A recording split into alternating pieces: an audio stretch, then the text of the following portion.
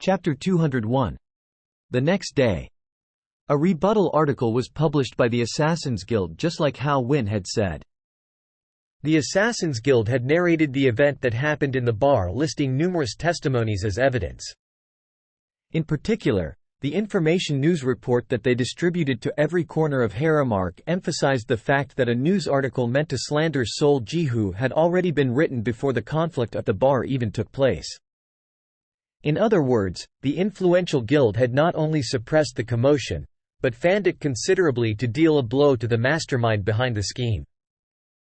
Now that they had raised enough awareness, public opinion would not be shaken easily.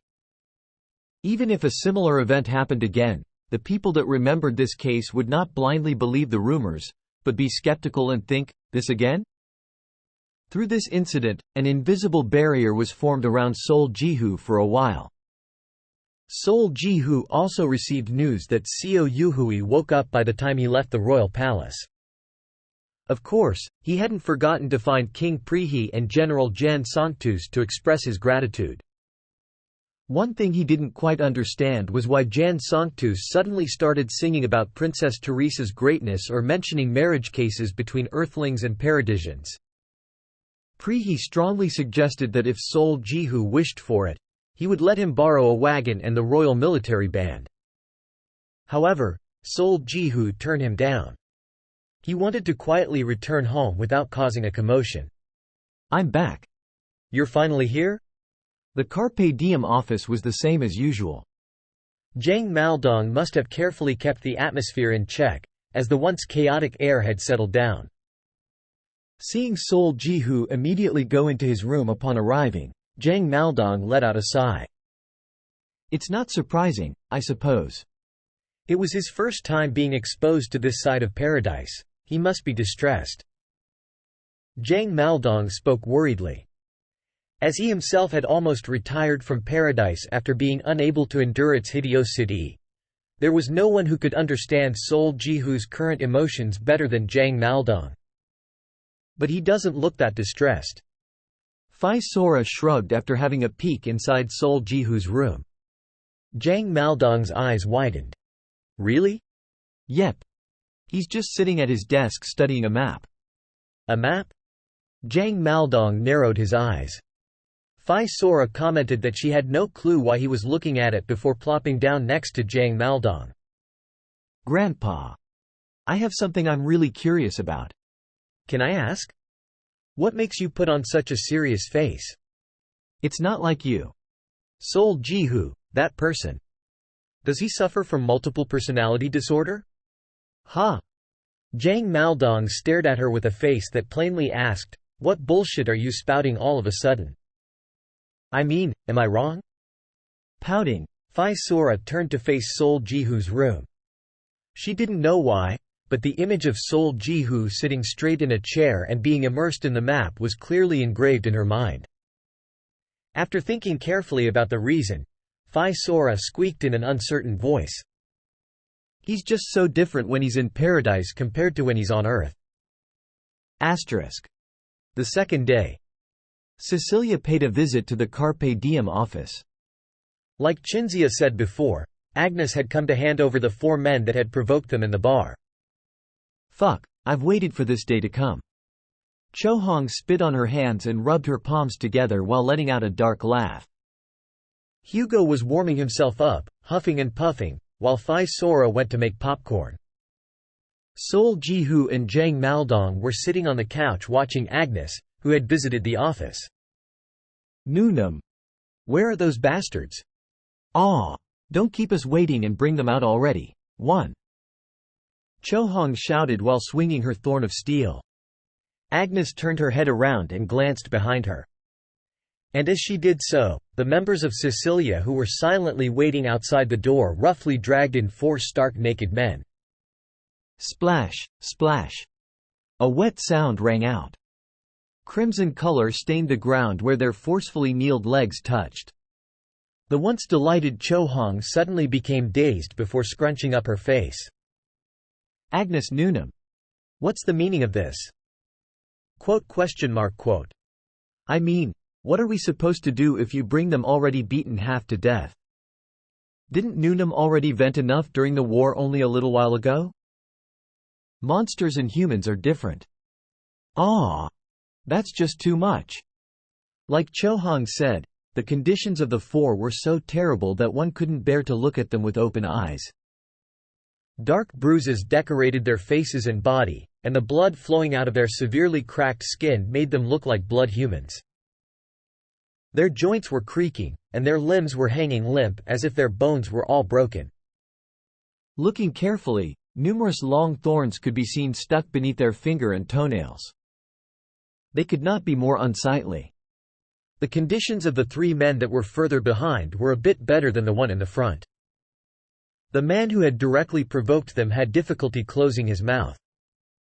Upon further inspection, none of his teeth could be seen, leaving them with a very good guess of what had happened to him.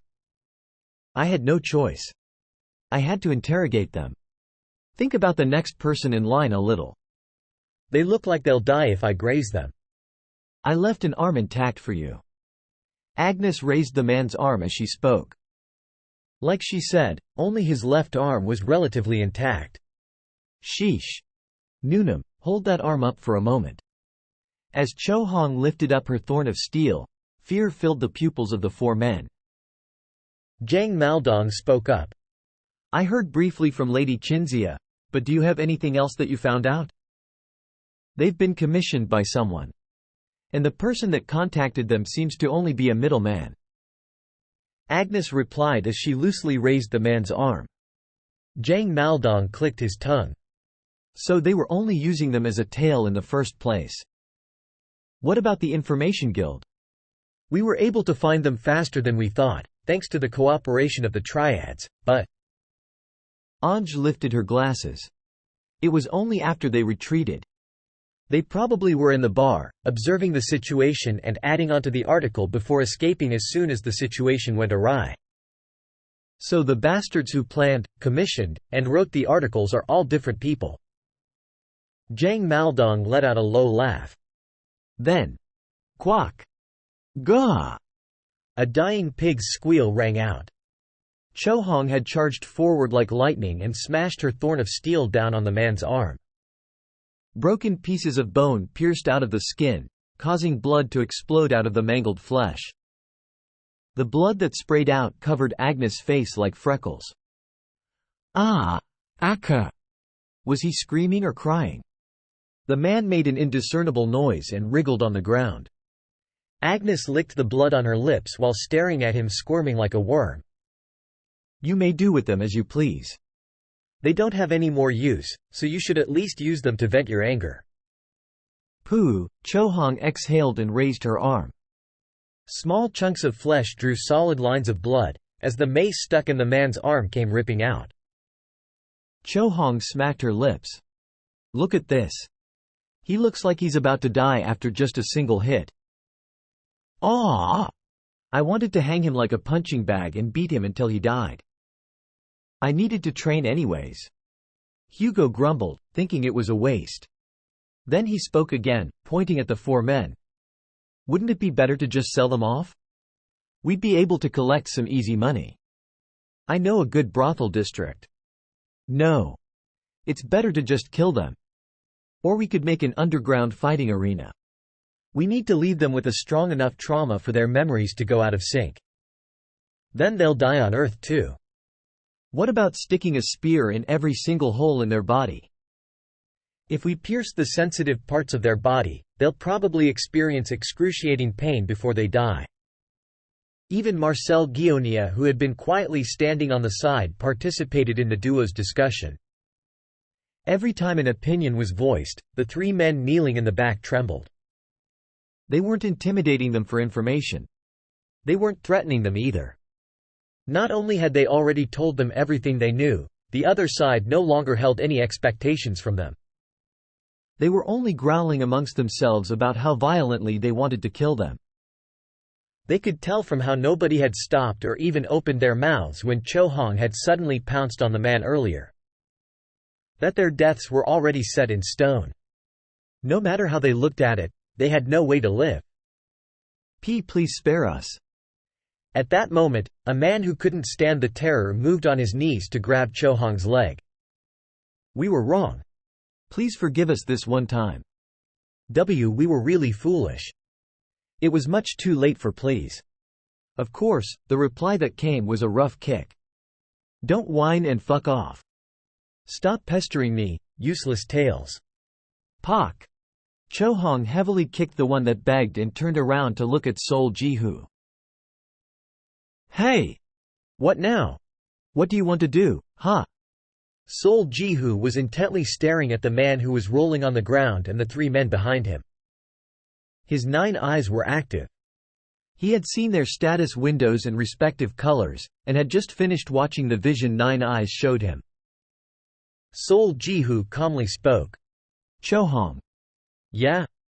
Go to the temple and bring a priest. Bring someone that's above level 4 who's able to use cure massive wounds." "Huh? Ah!" Cho Hong sharply raised her eyebrows before realizing something. "Right. We can beat them again after healing them." She mentioned how she hadn't thought about that before clapping her hands once and breaking out into a grin. "Just wait right there. I'll be right back." Me too. Me too." As Cho Hong dashed out panting, Hugo flew out after her. Sol Ji-hoo continued talking as if he had been waiting for them to run out. "Miss Agnes." "I'm sorry, but may I have some time with them?" "Yes. Of course." There's no need to be sorry at all." Agnes tilted her head in confusion, but still turned around. As she left the room with her members, Zhang Maldong and Marcel Guionia were quick to read the air and got up as well. "I'll be sharing a word with Miss Agnes then." "Call me when you're done." Sol Ji-hoo silently nodded. And he turned to look at the couch. Munch, munch. Phi Sora, who had been deliciously munching on some popcorn, stopped chewing. After wiping the crumbs that were on her mouth with the back of her hand, she smacked her lips. "Can I just stay? It's been a while since I got to watch something this fun. I promise I'll keep quiet." But Sol Ji-hoo continued to stare at her without saying anything. Phi Sora was about to argue with him before suddenly freezing up.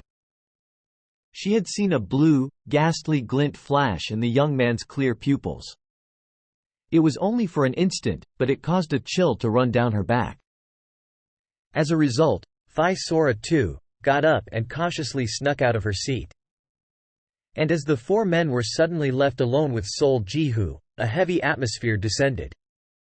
A pressure pressed down on their shoulders so hard that it was suffocating. More than anything else, it was impossible to meet his eyes. Yes. It was as if they were in front of a ghost who had its mouth stretched wide open in a creepy smile, exuding an evil air. Faced with such indescribable terror, they were almost wishing to return back to when there were still a lot of people in the room. Gulp. When one of the men gulped. "Why did you do it?" A soft voice was heard. As if their hope was sparked at the surprisingly quiet tone, the man squirming on the ground spoke in an airy voice. "Ahm Shari. I'm not here to listen to your apology. Forgive ush. Mahi Bamuli." "Bamuli? Family?" Sol Ji-hoo smirked and rested his chin on his hand. "Not that. Nothing will change even if you mention sob stories. They have nothing to do with me anyways." The man's bloodshot eyes visibly trembled. Nothing he could say would work. After confirming that, the saliva that was pooling in his mouth trickled out. "Why did you do it?" The same question. The man barely swallowed and spoke with his lips trembling. "For money." Sol Ji-hoo finally nodded his head. The man dropped the head he had painstakingly raised. He had practically given up all hope when he was captured by Cecilia. He had given up and had no urge to be stubborn. You should have thought about it a little. You get sick if you eat everything that you're given. He was right. Had it ever entered his mind that he'd end up like this when he provoked Sol Ji-hoo? No, it didn't. He had thought it would just end as a loud commotion, like the normal sorts at a pub. Worst case, he thought he would be beaten up until he was almost dead. It could be viewed as a mistake or plain stupidity. The moment they schemed against Sol Jihu, the large organizations in Harem came flying out with the royal family in the lead. It was as if they had disturbed a beehive. On the other hand, the organization behind them that they didn't even know the faces of severed all contact as if it was only natural. They hadn't realized this difference. Do you want to live? The man's dim eyes suddenly shot up. Then, it stopped. Right around Sol Jihu's neck. He wanted to see his expression, but the fear of falling into despair after seeing it assaulted him. However, as if they were willing to grab onto a rope, even after knowing it was rotten. I'll tell you everything I know. Spare us. Let us live. I'll do anything that you ask. I'll even. Desperate pleas were heard throughout the room. There are 2 ways you can live. Sol Jihu stood up from his place and spoke as if he was making them a promise. You can give us the information we want. Sol Jihu slowly walked around the man on the ground. But that's impossible. There's almost nothing you know. Because you're only a tale. The man's pupils spun in circles, chasing after him.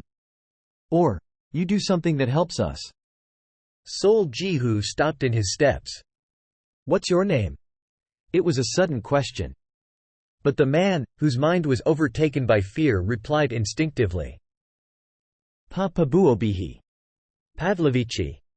After somehow understanding him, Sol Jihu turned to stare at the 3 men behind him. And he spoke. By the way, I noticed that all 4 of your last names are the same. What, are the 4 of you family or something?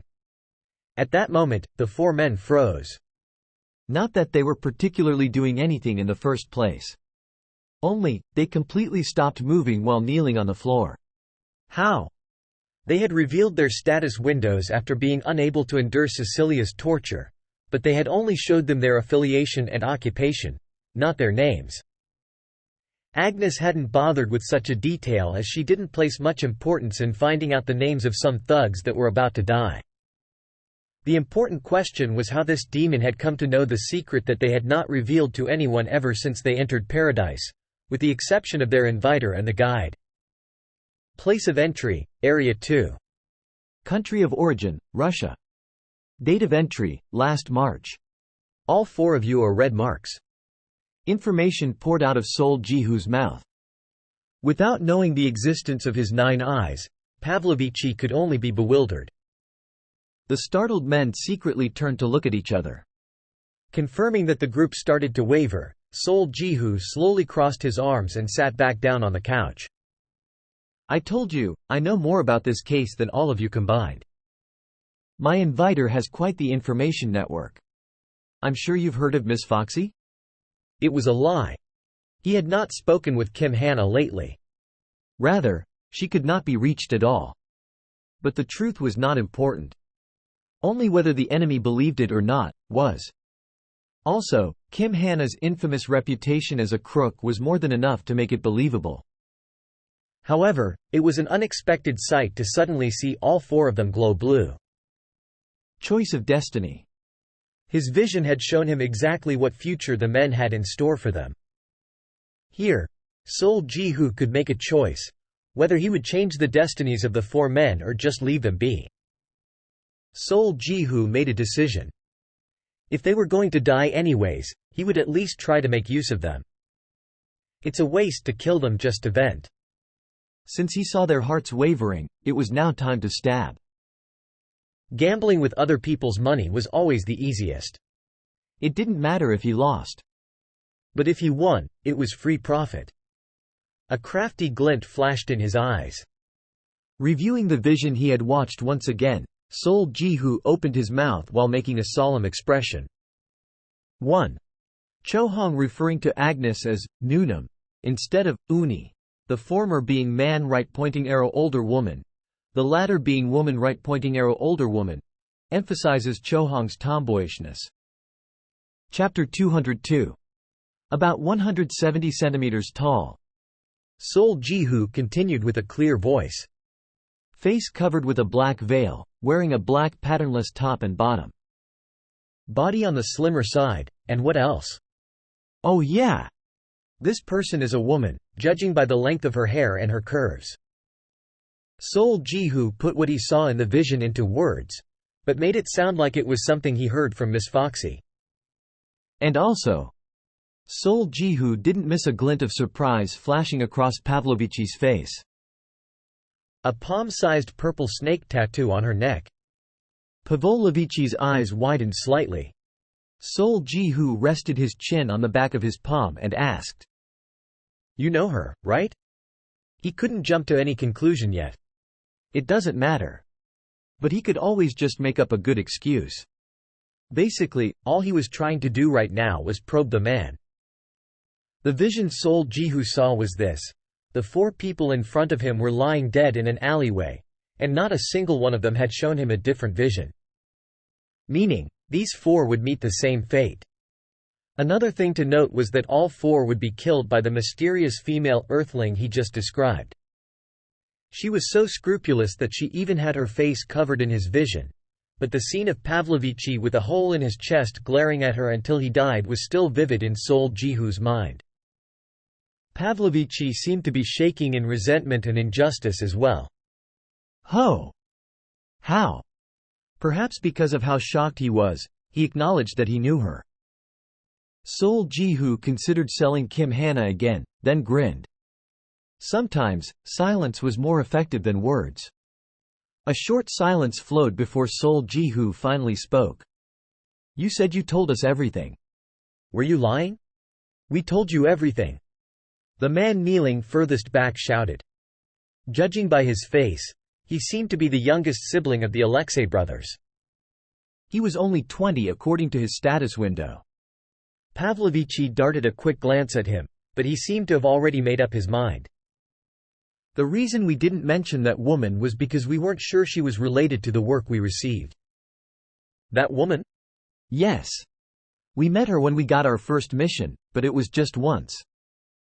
Her face was veiled, so we didn't see it. But we definitely remember seeing a purple snake tattoo on her left neck." Sol Ji-hoo nodded his head, gesturing at him to go on. "After that, she notified us of work to do by sending her underlings." "And what about this one?" "You see, we're not really sure." The man became more careful. "In the past, we could tell their relationship with that woman by their clothing or a mark on their necks. But the client this time was different. This person was hiding his or her identity with a turban and a gown, but that's nothing uncommon." Sol Ji-hoo looked up before nodding a couple of times. "That person must be related to the snake-tattooed woman." "Probably. Otherwise, she wouldn't have appeared in his vision." "Judging by how meticulous they were, looks like they did their homework in researching my background." They were probably thinking, if it works, it works. If it doesn't work, that's fine too. Sol Ji-hoo blurred the end of his speech before glancing at the 4 men. "I can't be sure, but it's very likely. And well, they will probably kill you soon. Like killing a dog after the hunt is over." "Soon?" The 4 men sent a dazed glance hearing the certainty in Sol Ji-hoo's tone. "What a pain in the ass. Even if you die here, those dirty bastards will package it to their advantage and publish it as a newspaper." Sol Ji-hoo cracked his head left and right while muttering as though the whole thing annoyed him. Pavlovici instantly realized that Sol Ji-hoo was talking about them, but couldn't tell whether he was telling the truth or not. But one thing that was certain was that Sol Ji-hoo knew far more about this matter than they did, and that most of the things he said so far were true. Not only had he found out that they were brothers, but he had also described that woman accurately. That's why Pavlovici couldn't help but be bothered. That they would soon die. "Right, there's no reason to give them a news story. Fine, you can leave." Sol Ji-hoo shooed them away as if he was being generous. "The priest should be coming soon. Why don't you stay and get healed first? He is letting us live? And healing us too?" The 4 men's eyes widened. It wasn't because they were happy. Setting aside the fact that he was letting them live, it was more like he was trying to avoid a dirty pile of dog turd on the ground. Let's get this straight, just so we're clear. The four of you were alive when you left Carpe Diem. This is it for our relationship. Even if you get lucky and survive, don't go around spreading false rumors about us, alright? If you do." A sharp glint flickered in Sol Jihu's eyes as he muttered grimly. At the same time, the suspicion in the men's hearts solidified into assurance. Each and every word that was coming out of Sol Jihu's mouth was foretelling their deaths. Sol Jihu waved his hand to quickly shoo them away, but the four men didn't budge an inch. They found themselves in a rather ironic situation. Because they were now looking for a way to live in a place they thought would be their grave. One of the men mustered up his courage and carefully began to talk. He was the youngest of the four brothers. "You said we will die soon. What do you mean by that?" Sol Jihu, who was putting a cigarette in his mouth, blinked. "Oh, just think about it." With a snort, he spoke as if he was too lazy to explain but had no other choice. "You lost your value the moment we published a rebuttal article explaining how papers denouncing me were written before you even provoked us at the pub. Publishing an interview article now would only exacerbate the public opinion against them." Sol Jihu prompted, "Don't you agree?" And the four men nodded their heads. "Anyways, everyone knows that you four were only tails to be cut off. Now, Carpe Diem will obviously do its best to find out who they are. And those guys will probably do their best to avoid being caught." After a lengthy explanation, Sol Jihu fiddled with the end of his cigarette. "Considering how meticulous they are, I doubt they would let you walk around alive even if we let you live." "At least. That's what I would bet on." The man's eyes widened. We only did what we were told." And he shouted defiantly. "Never mind their organization. We don't even know a single face of their members." We just. I know." Sol Jihu affirmed calmly. "Then just continue to think like that." We don't know their faces or even their organization. We just did what we were told. They won't kill us since we don't know anything, right?" Pavlovich's pupils shook.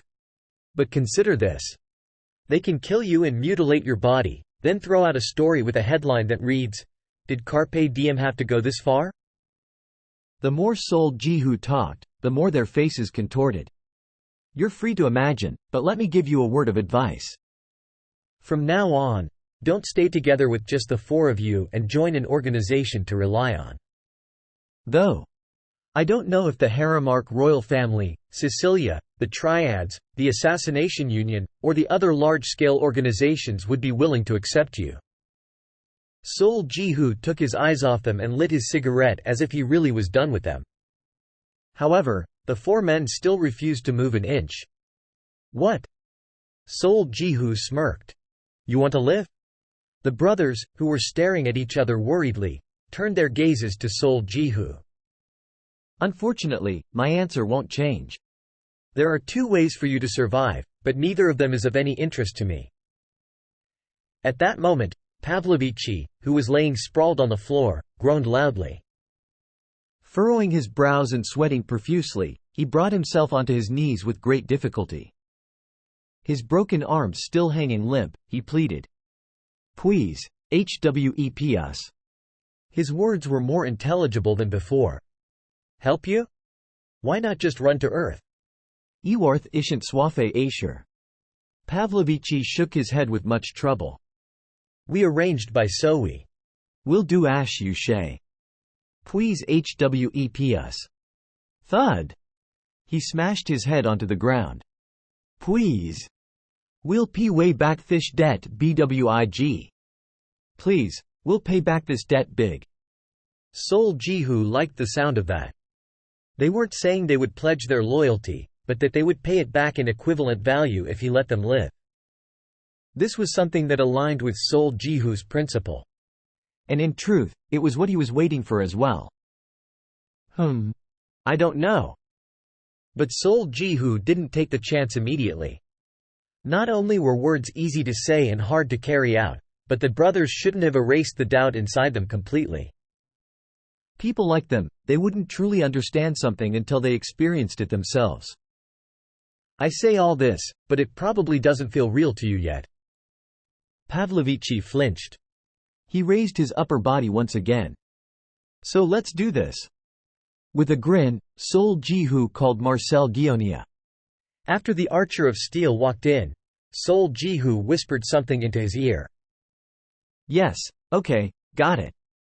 Nodding his head in understanding, Marcel Guionia glanced at the four men. He muttered as soon as the explanation was over. It might be a bit difficult on my own. Will it? It's highly probable that the enemy will move in a group, and people like them generally use different people to act as scout and attacker. Marcel Guionia thought about the matter for a while before saying, I'm confident I can do it if I have a helper. Who? Someone like Miss Vi Sora. There aren't many who are stronger than her in Harem. I don't mind, but do you think you can convince her? Marcel Guionia hesitated a little. Didn't she borrow equipment from you, leader?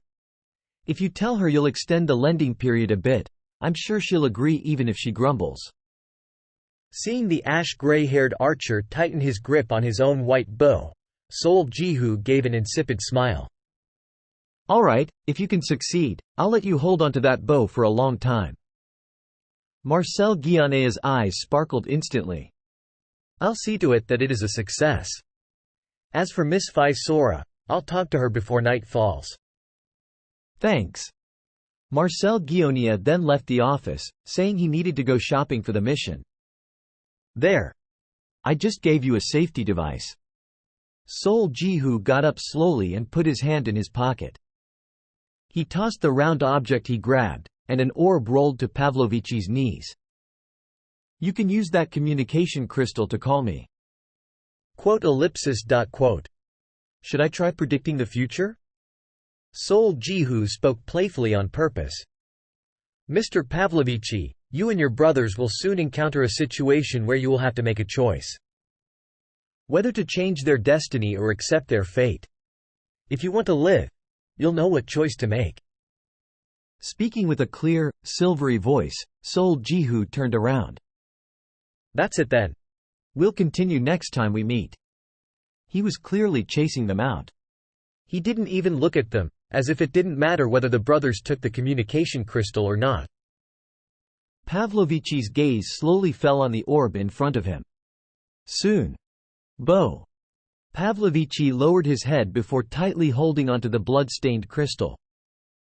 Almost as if it was a new life. Asterisk. Under Sol Jihu's permission, the four of them left Carpe Diem's office after being treated by a priest. I really don't get it. And unsurprisingly, Cho Hong, who wasn't aware of the details, exploded in anger. Fuck. It's already a miracle that they made it out of here alive, but what? You even healed them? Looky here, we've got a saint. Sol, I don't mean to intrude on your authority as the leader, but I just can't agree with this. This isn't it. I don't get it. Hugo became uncharacteristically serious and supported Cho Hong. Even Phi Sora snorted as if Sol Jihu was a killjoy. Quiet, all of you. Zhang Maldong roared, unable to bear the sight of their bickering, but Cho Hong yelled back instead. Quiet? Why should we? You saw it too, old man. This son of a bitch just. This son of a bitch? Zhang Maldong's eyebrows perked up. I know this is a small team, but it sure has turned to shit while I was gone. I mean. You saw what he did. How does this make any sense? Cho Hong smacked her chest as if the entire situation was frustrating her to death. But not caring about her outburst, Sol Jihu simply giggled and happily smoked his cigarette. Cho Hong grit her teeth ferociously and plopped down next to him as if to devour him alive. Hey, just what were you thinking letting them go like that? Nothing. It's just that I felt bad killing them when they were apologizing so sincerely. You know, it made me all uncomfortable. Cho Hong's face turned red with anger at Sol Jihu's carefree explanation. Jesus, I'm gonna go crazy. We're perfectly justified. No one is going to bat an eye even if we kill them. You think people will think you're kind because you let them live? Did you get infected by a goody two-shoes virus? Hey, Gyo. Say something too. Wait, where did that son of a bitch go? Turning her head left and right, Chohong growled once again. Listen, man. This is going to make people think you're a pushover, a gutless idiot. You think that's it? Even the enemy will see this and mock you as a retard. That doesn't sound that bad. Sol Jihu spoke calmly. Chohong furrowed her brows. Wah, what did you say? I'd love it if they thought that. After replying calmly, Sol Jihu didn't say anything else. He simply closed his eyes and smiled, fully revealing his teeth. At that moment, the room suddenly turned silent.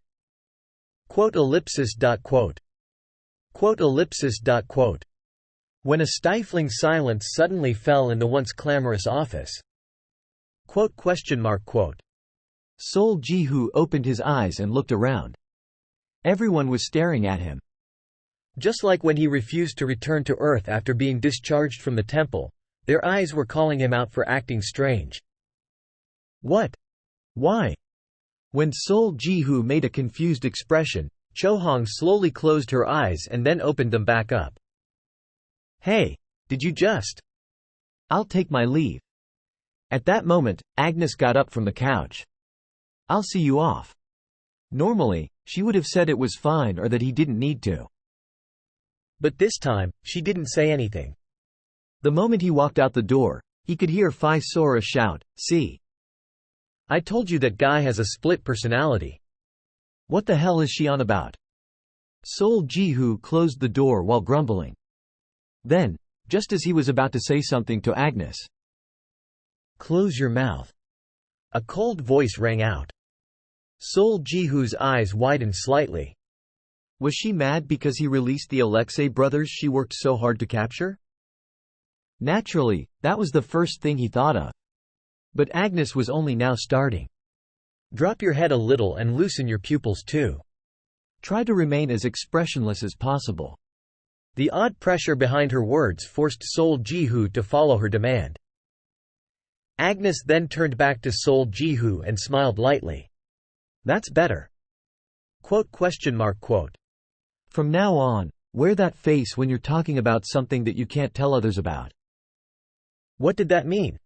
Loosen your shoulders if possible and straighten your clothes too. When Sol Jihu tilted his head, Agnes dusted off his shoulders and straightened his clothes for him. In paradise, martial prowess isn't the be-all, end-all. A person's face, expression, glance, gesture, appearance, and even the sound of their breathing. Some can synthesize even the tiniest information to guess someone's intention. This is an ability recognized by the seven gods, and some have even been promoted to a high ranker because of it. Miss Foxy is one such example. With that, Agnes clasped her hands in front of her skirt like she always did. If you have time, try taking acting lessons. I'm sure it will be of great help. Anyways, it hasn't been that long since the war ended, yet you're trying to start another one. With a grin, she turned around. What a shame. A war hawk like you is better suited to be in Sicilia. Agnes walked forward. It will be a long war. If we share the same enemies, Sicilia will be more than happy to cooperate. Good luck. With these final words, she walked down the stairs modestly. Chapter 203. News quickly spread about Co Yuhui leaving the intensive care unit, but the Temple of Luxuria stayed silent. It seemed like it was just yesterday that they threw a fit about having to find the perpetrators, but they suddenly went silent, as if a bucket of cold water was poured on a sizzling grill. It was rather suspicious given that the timing coincided with the news report published by the Assassin's Guild, and anyone who was at least a little knowledgeable in the ways of paradise would know that some sort of scheming was involved, but no one dared to say anything so rashly. The Temple of Luxuria was an organization of healing priests and was the second most powerful union after the Magicians' Guild. No one wanted to be on their bad side, and justifiably so. Their influence was so great that even the Assassin's Guild feared them, not publishing the fact that they tried to take Seoul Jihu forcefully. Of course, people even cursed their own countries if no one was watching, so it wasn't as if no one was voicing a word of complaint. I just don't understand that Newnham. Jang Maldong glanced at Cho Hong, who was sitting on the couch, constantly grumbling and smoking. If she's up, she should have learned what happened. Shouldn't she take necessary measures to fix this situation? It's not like we've known each other for only a few days. Recently, Cho Hong had been complaining non-stop. She didn't like this, she didn't like that. She complained so much that scabs formed over everyone's ears. Shouldn't she at least bring those sons of bitches who threatened us over and force them to apologize? Just thinking about it is making me angry again.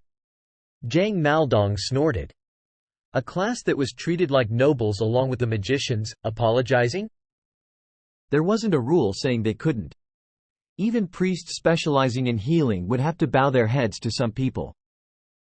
The problem was that they would never do such a thing to a small team like Carpe Diem. Not unless they were as influential and large as Cecilia. You are. Unable to restrain her anger, Cho Hong screamed once again. Jang Maldong wanted to tell her to shut up, but he held himself back. He knew how shitty it felt to be swayed by the enemy. Jang Maldong sighed before saying, "Don't blame her.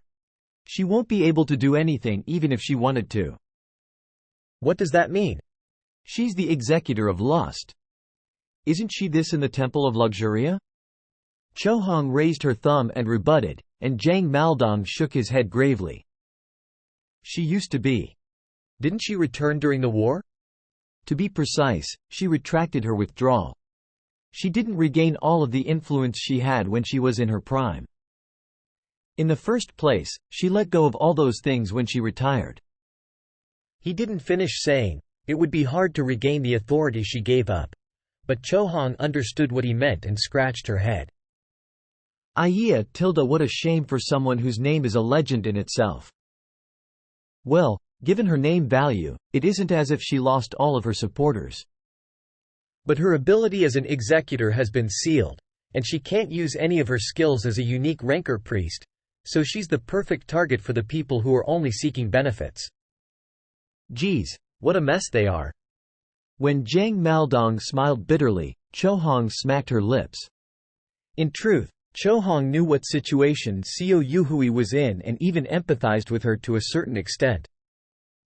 After all, she had also entered paradise as a red mark and experienced all sorts of dirty schemes to climb up to her current position.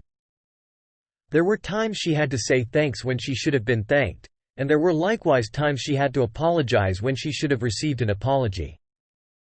This was precisely such a situation. This goddamned world. I guess it's my fault for not being strong enough. Cho Hong swallowed her anger before looking side to side and blurting out. And where did he go? Jang Maldong crossed his arms and gestured at the building beyond the window. He said he'd visit our neighbor. Same time. Seo Yuhui, who returned home, was looking at a visitor with a flustered face. What did you say? When she carefully asked again. What do I have to do to restore Nuna's abilities? Seoul Jihu repeated what he just said without missing a single beat. Seo Yuhui gently closed her eyes. So he told you. She had pleaded with Jang Maldong to keep this matter a secret, but she knew Seoul Jihu wouldn't have let him get away without a proper explanation, given the incident that had just occurred. Seo Yuhui waved her hand with an awkward smile. That's something for me to take care of. I'm grateful that you're worried about me, but you don't have to bother with it. And with that, she put on an apologetic look. Sorry, because of me. Seoul Jihu shook his head, seeing as how Seo Yuhui couldn't finish her sentence. I think I'm the cause of this incident. No, you didn't do anything wrong. Seoul Jihu shook his head once again. I'm not talking about the priests barging into Carpe Diem's office. I'm talking about you being attacked. Seo Yuhui stared at the youth, who was clearly voicing his thoughts. She was shocked speechless when she first heard what happened and thought he would be gravely distressed, but he seemed rather collected. He must have forgotten about the matter or be enduring it. Or perhaps he had another idea altogether. Regardless, it didn't look like he would back down. I have no problem carrying out my daily activities. Not if you consider your outside factors. Seo Yuhui secretly let out a sigh with Sol Jihu being so adamant. She could tell that he had already made up his mind. Unable to win against Sol Jihu, Seo Yuhui confessed. Okay. It looks like you already heard, but I'll tell you about it in more detail. Most of my abilities have been sealed from the recoil of the ceremony I held. I can't say for sure, but I'm currently equal to a level 1 or 2 priest. Level 1 or 2 priest. Sol Jihu swallowed hard. Seo Yuhui was in a worse state than he imagined. At the same time, he admired her for being able to remain so calm and unperturbed. Something terrible might have happened to her, yet he couldn't see a single hint of animosity or resentment from her. It's easy for me to heal. I just have to make offerings to Goddess Luxuria. The answer Sol Jihu had been waiting for finally came out. Offerings? Sol Jihu tilted his head. He had expected her meridians to be blocked or her mana circuit to be broken, but offerings? It was an entirely new concept as far as he was concerned. Priests are different from other classes in how closely related they are to their gods. Seo Yuhui explained gently like a teacher educating a child, and it was only then that Sol Jihu remembered all priests carried around offerings and an altar. Maria did so, and so did Alex. This was partly to prepare spells beforehand like magicians did with their memorized spell. More fundamentally, priests borrow the authority of their gods directly, so they have to pay the price each time. Was that it? While Sol Jihu struggled to remember what little he knew about the priest class, Seo Yuhui's explanation continued. Separate from the condition of my body and the cost I paid for the ceremony, I borrowed and used more divine power than what I was permitted. My abilities were sealed because of it. Ah! Sol Jihu's jaw dropped. It was clear how to restore Seo Yuhui's abilities, to pay the equivalent amount of offerings as the power Seo Yuhui borrowed at the time. I gave all the offerings I gathered so far, but I didn't recover as much as I thought. Sol Jihu took a moment to organize his thoughts before speaking. What exactly are offerings? Gods have their own preferences for offerings, but Luxuria Nim isn't really picky. She likes offerings with holy power the most, though. Sol Jihu raised a question. Then how much holy power should an offering have to fully restore your power? Seo Yuhui crossed her arms and tilted her head. If I have something like the Moirai souvenir, I think I'll be able to recover my strength in one go. Sol Jihu's eyes widened. Moirai's souvenir. That was an item that was sold at the neutral zone for survival points. Sol Jihu clearly remembered this item as it was the most expensive item among the available items in the VIP shop. Seo Yuhui saw Sol Jihu's face and smiled faintly. It's fine. Offerings are just the fastest way to restore my power. It's not the only way.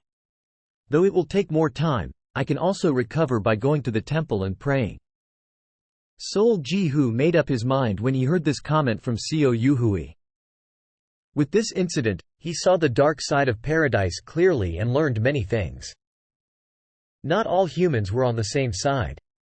Some were hidden enemies, who wouldn't hesitate to turn their spears if it benefited them.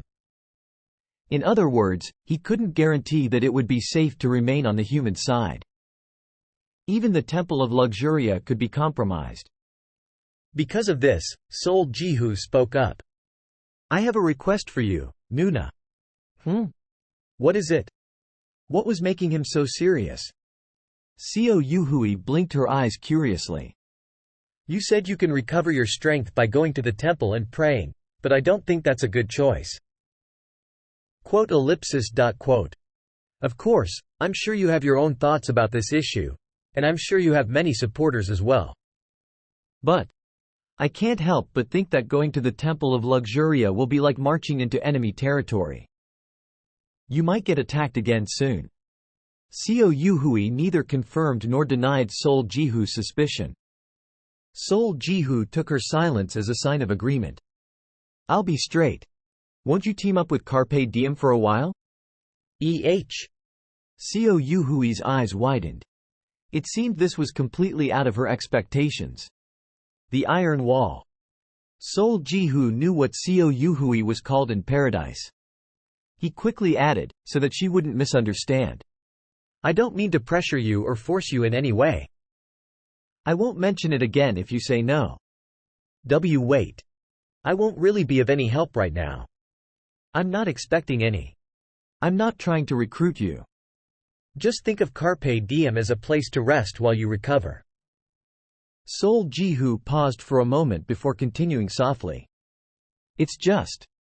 I'm too indebted to you. I want to pay you back no matter what. Seo Yuhui's lips pursed. The way her eyes blinked incessantly, she seemed more than a little flustered. Sol Jihu fell in thought. Let's work together to find offerings. That's the safest and the quickest way of recovery. There were many things he wanted to say, but he swallowed his words. Revealing his honest feelings seemed to be the best choice. So that's what he did. I'll protect you. It was then. The flustered Seo Yuhui's eyes widened slightly. She took a deep breath, and her snow-white neck turned red like a river reflecting a sunset. Coughing meaninglessly, Seo Yuhui muttered quietly. I see your sudden catches still haven't changed. After a moment of silence, Seo Yuhui calmly collected her breath. She truly looked like someone who was struggling to calm down. You'll give me some time to think, right? Of course. Sol Jihu replied as if it was the most obvious answer. He hadn't expected her to answer immediately anyways, and in his perspective, Seo Yuhui seemed to have doubts. Was he being thoughtless and impudent? Sol Jihu's intent was clear. Rather than staying in a place surrounded by enemies, he was telling Seo Yuhui to rely on him and receive thorough protection. It wasn't just empty words considering that Carpe Diem was the undisputed best team in Harem. The problem was that Seo Yuhui joining Carpe Diem would result in Sol Jihu making even more enemies. The meaning of embracing Seo Yuhui in paradise. Sol Jihu didn't quite know this as his thoughts were mostly on repaying his debt to Seo Yuhui according to the Golden Rule. Soon, the sound of Sol Jihu getting up was heard. I'll take my leave now.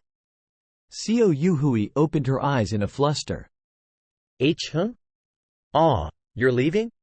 Sol Jihu tilted his head. He was worried that his offer would have made her uncomfortable, but she seemed strangely happy. Yes, and. Standing up, Sol Jihu continued. Don't worry too much. We'll find the culprits. Seo Yuhui smiled softly. Don't push yourself too much. They won't be easy opponents. Of course, I don't plan to rush this at all. With a bright reply, Sol Jihu bowed before turning around. And soon. The moment the sound of door closing rang out, the brightly smiling Seo Yuhui immediately turned solemn. When she heaved out the breath she had been holding in, the redness she had been suppressing slowly crept up and spread. Her face reddening in an instant, Seo Yuhui put her hands over her cheeks to cool them down. What do I do? Possessed by a severe internal conflict, the youth's words from the past suddenly crossed her mind. Let me protect you. Shutting her eyes, Seo Yuhui reflexively put her hand over her left chest. She could clearly feel the throbbing of her pulsating heart. Why did he have to say that all of a sudden? Although she looked like she was embarrassed. Geez. Seo Yuhui had to try her best to suppress the corners of her mouth from curling up. Chapter 204. The communication crystal glowed earlier than expected. Sol Jihu had expected it to take a minimum of a few weeks to a maximum of a few months, but he was contacted only after a few days. Needless to say, it was a call from Pavlovich's crystal.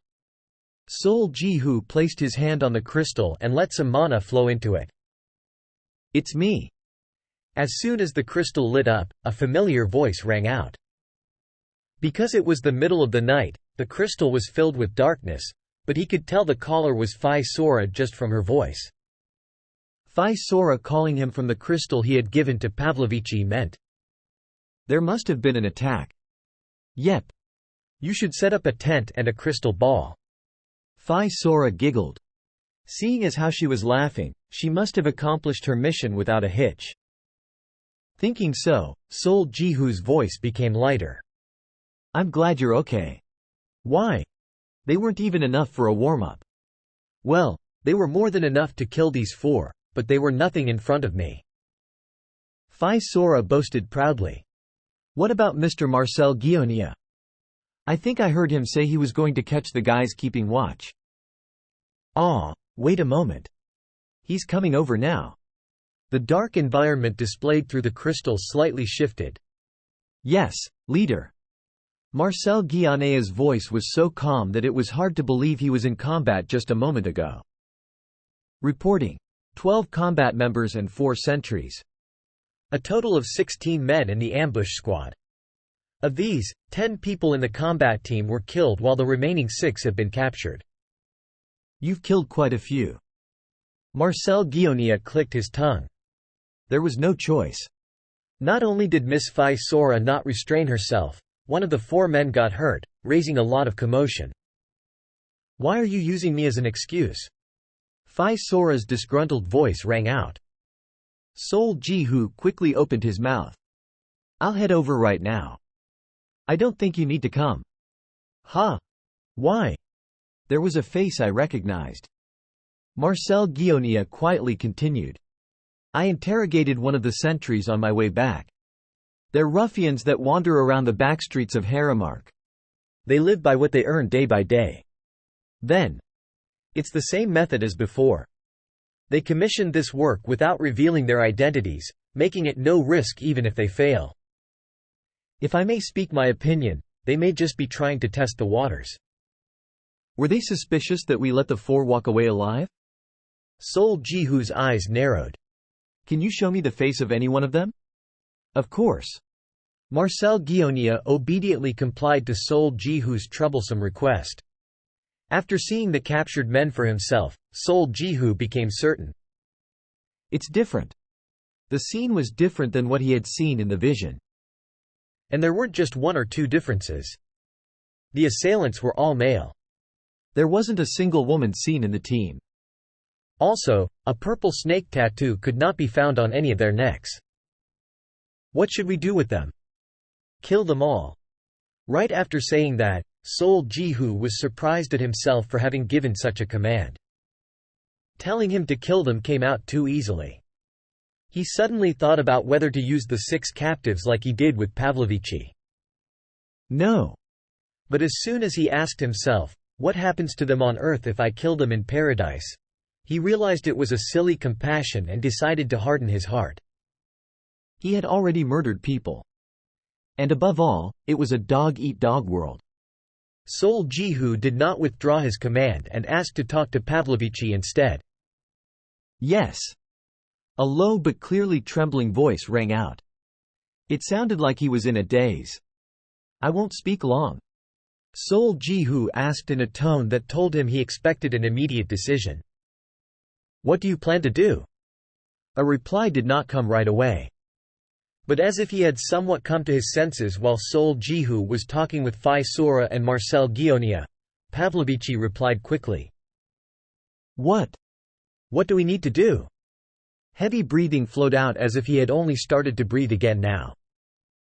Sol Ji-hoo, who had been concentrating on the voice over the call, curled his lips up. Pavlovici was fear-stricken, but Sol Ji-hoo did not feel any distrust coming from him anymore. Then again, since Sol Ji-hoo had accurately proven himself as if he knew both their past and future, Pavlovici would have had no choice but to believe. "There's nothing you need to do right now." Sol Ji-hoo opened his mouth. "I will call later. But until then, you want us to stay low and hide ourselves." Survival instincts caused humans to overcome their limits. Pavlovici, who had immediately understood Sol Jihu's intentions, continued with clenched teeth. I know a hideout that only the four of us know. We will be hiding there for a while. Where is it? It's the Eva Church. Its exact location is a bit hard to explain. Pavlovici hesitated, but he did not hide everything. Sol Jihu smiled, carefully observing the crystal. Okay then. I hope my call reaches you in the future. After cheerfully bidding farewell, Sol Jihu ended the call. His smile receded the moment the light turned off, and he tilted his head back to look at the ceiling. Testing the waters, huh? The enemy was not stupid. Rather, they were a professional group with a lot of experience in these matters. Zhang Maldong, Xiao Yuhui, Agnes. The three people that had their own unique perspective of paradise had all cautioned him to be wary of this enemy. As such, they shouldn't be dumb enough to pounce on a bait he had thrown out just once. I shouldn't rush in recklessly. There was an old term called sunrun in the game of blackjack. Simply put, it was another word for a winning streak due to a continuous stream of good cards. It was a gambler's rule of thumb to never leave the seat when they were on a sun run. On the other hand, there were also situations when they had to immediately get up and leave. Sol Jihu had felt the fire on the cards, that were the four men, weakened just a moment ago. His long experience in gambling told him. If he kept playing because he was winning, he would get swept into a bad shoe, a situation where only bad cards come in, so he had to quickly fold. Slowly. Either way, he had already succeeded in keeping the noose alive. The only thing left was to slowly tighten it without having the enemy notice. Then at some point in time, the rope would choke the enemy's neck. Phoo! After organizing his thoughts, Sol Jihu let out a sigh. He still had some regrets. There must have been a better way of utilizing the four men. After all, he needed more information. He would feel reassured if he had an expert in these kind of things. The person that came to his mind was naturally Kim Hannah. He had an unfounded belief that as both Paradise's greatest scout and its most infamous scammer, Kim Hannah would have screamed, "Just which bastards dared to touch my contractee?" before solving everything. It wasn't that he didn't try contacting her. He had actually tried calling her for advice, but the call didn't go through. It had never happened before, so he couldn't help but be worried. I hope nothing happened to her. Of course, he had to consider the possibility of her having gone back to Earth, but he still felt uncomfortable. Do I have to visit Scheherazade? He finally knew why Kim Hannah had placed so much importance in keeping in contact. Just as he was about to call her again, just in case. Hey! Accompanied by the sound of the door slamming open, Cho Hong barged in the room. She must have just taken a shower as water dripped down the ends of her hair. Whatcha doing? You look like you were trying to call someone. Ah. I was just thinking about a few things. Thinking? About what? I feel like we need more people. When she heard that he was considering recruiting more people, Cho Hong stuck out her lower lip and nodded. Well, capable people would always be welcomed, but why? Are you going to recruit a priest? We definitely need a priest, but I was also thinking of someone who could help me. A secretary, if you will. Do you have anyone in mind? I do. Although it's only a thought. Cho Hong, who had only asked casually, suddenly became curious. Oh. Who is it? Tell me.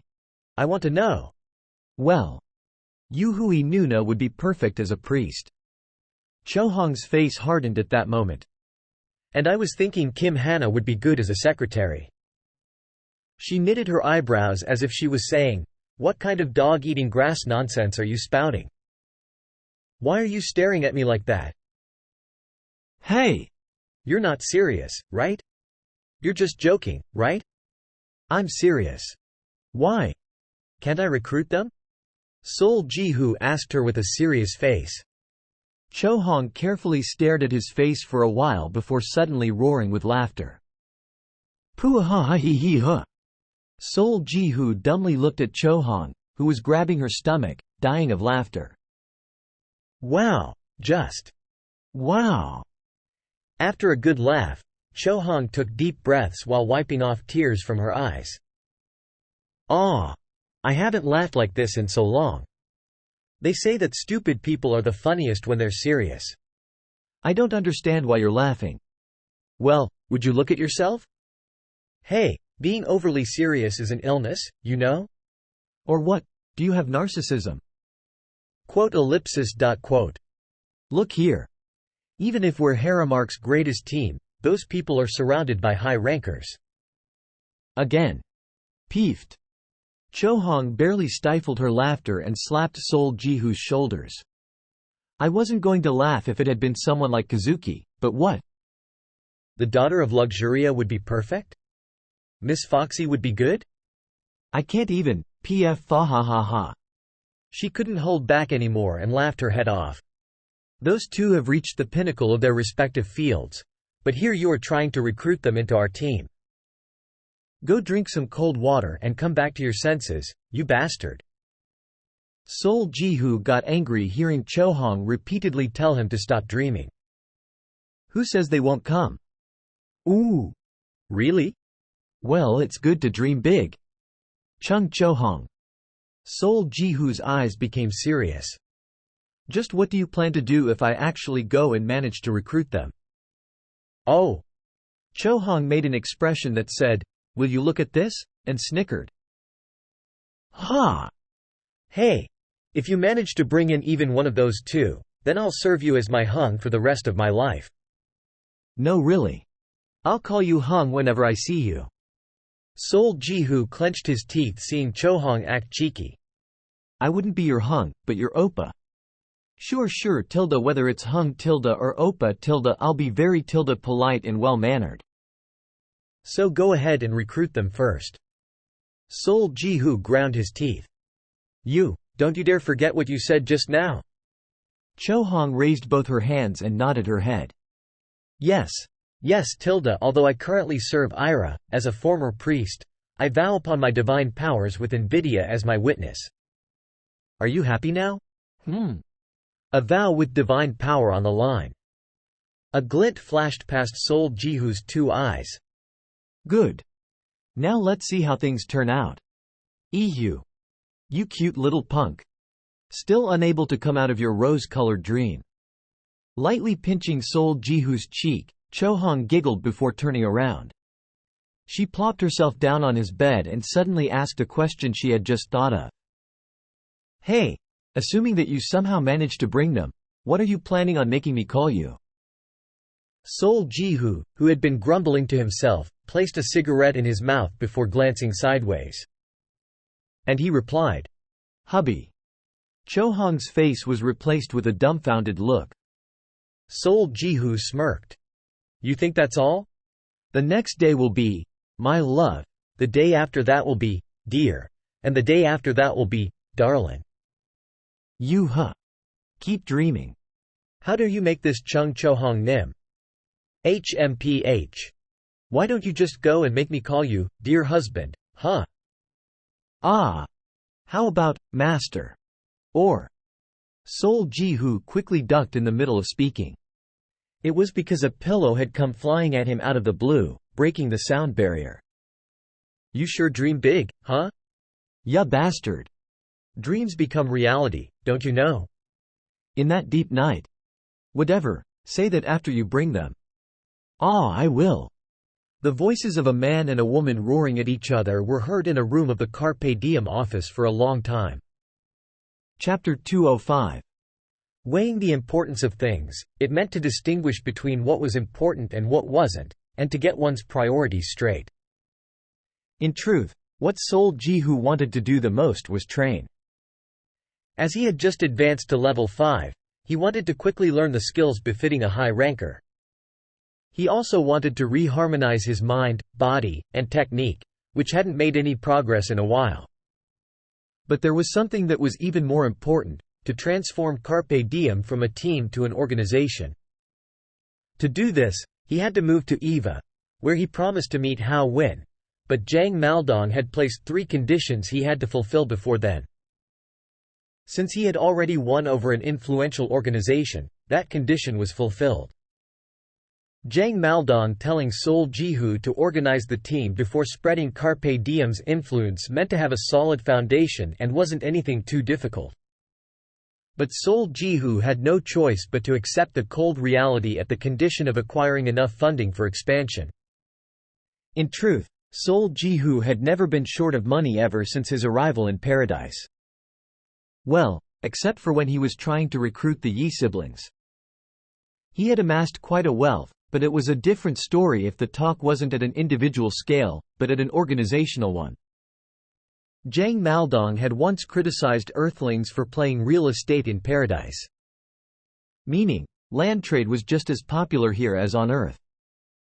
Strictly speaking, Paradise's land wasn't for buying or selling. All territory within a city was under the permanent jurisdiction of the royal family in charge of the city. However, some royal families set aside land for themselves and the livelihood of Paradisians, issuing land transaction permits for the remaining land and allowing Earthlings to buy and sell them.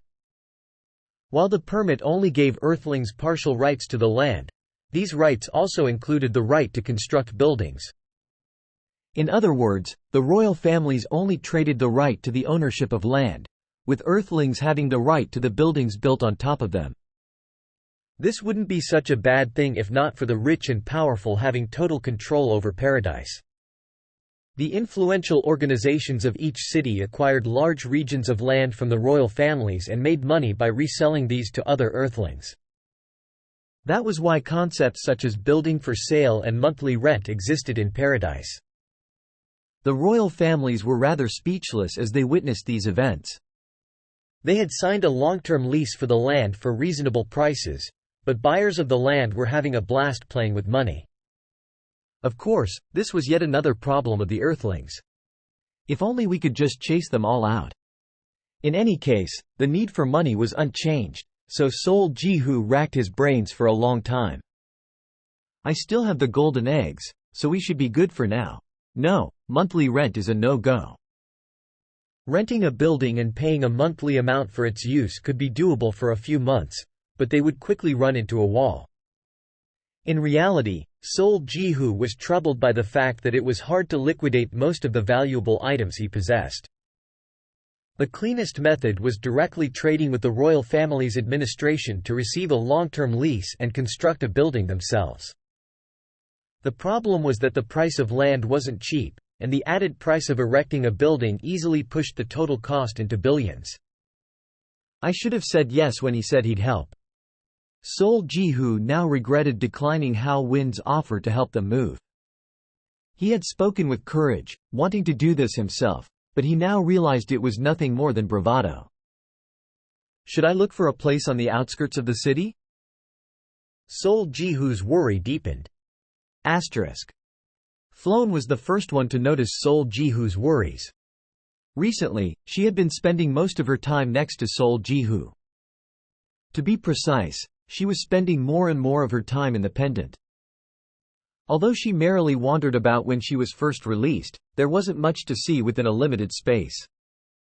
When there was nothing new to see, her interest in going out naturally dwindled. Her boredom was so unbearable that she was starting to get discontent at Sol Jihu for only wandering around the same places every day.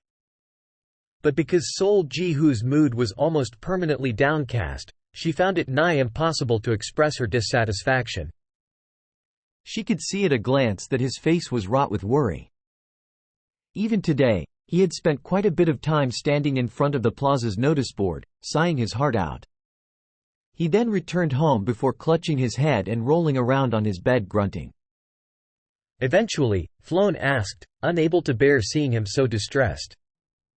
"What's wrong? Are you worried about something?" Sol Jihu didn't react. Floan tilted her head before plucking a tree branch and poking him with it. Only then did Sol Jihu raise his head. "That hurts. Why the frown? You better spit it out now." Hearing Floan intimidating talk, the crest-fallen Sol Jihu opened his mouth. "It's because of money. I need money, but I don't have any." Blurring the end of his speech, he grit his teeth before shouting, "Stupid money, money, money." Floan tilted her head and asked, "Money? Can't you go get some?" Sol Jihu gave a dull smile. "I need a good amount." "Well, every little counts, so it's true that I could save up enough until I eventually meet my goal. I just don't know how long it will take." It wasn't as if Carpe Diem always had a mission, and even if it did, it was impossible to meet his goals with just the mission completion rewards. Sol Jihu rolled around some more on the bed and murmured, "I need a way to make enough in one go." "No, I mean." Floan spoke as if she was frustrated. "I was going to ask you about this anyways. Since you said you need money, why not go get it?" Quote.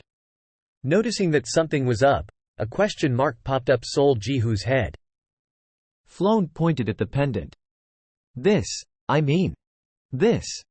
Grandpa's secret." Sol Jihu finally stopped rolling. "Remember how Grandpa said he hid all of the family's wealth before going to the Emperor's villa? Don't be surprised. He said this pendant has the coordinates of the hidden wealth. Was it when he first heard about the parasite army's advance?" Barely remembering what he heard back at the huge stone Rocky Mountain, Sol Jihu shot up from his bed. "The inheritance?" "Yeah." Sol Jihu turned towards Floan. When he stepped forward with his eyes blazing, Floan shrunk back. What? "You're scaring me." "Floan." Sol Jihu grabbed Floan's hips tight. Suddenly caught, Floan wriggled, telling him to let go. "Please. I really need. Can I have it?" "Yeah, it doesn't have an owner anyways." "But it's your inheritance." "I don't care. I'm dead anyway. Feel free to use it however you want." Sol Jihu became dazed. Sometimes, Floan talked about being dead too nonchalantly. Well, perhaps he shouldn't care so much about it either, seeing as how she didn't consider it a big deal. "That's only if you can find it though." Sol Jihu was about to jump in happiness before being struck down by Floan's words. He suddenly had a feeling that it wouldn't be so easy. Grandpa said he hid his wealth in 5 different places. He split them? Why? What do you mean?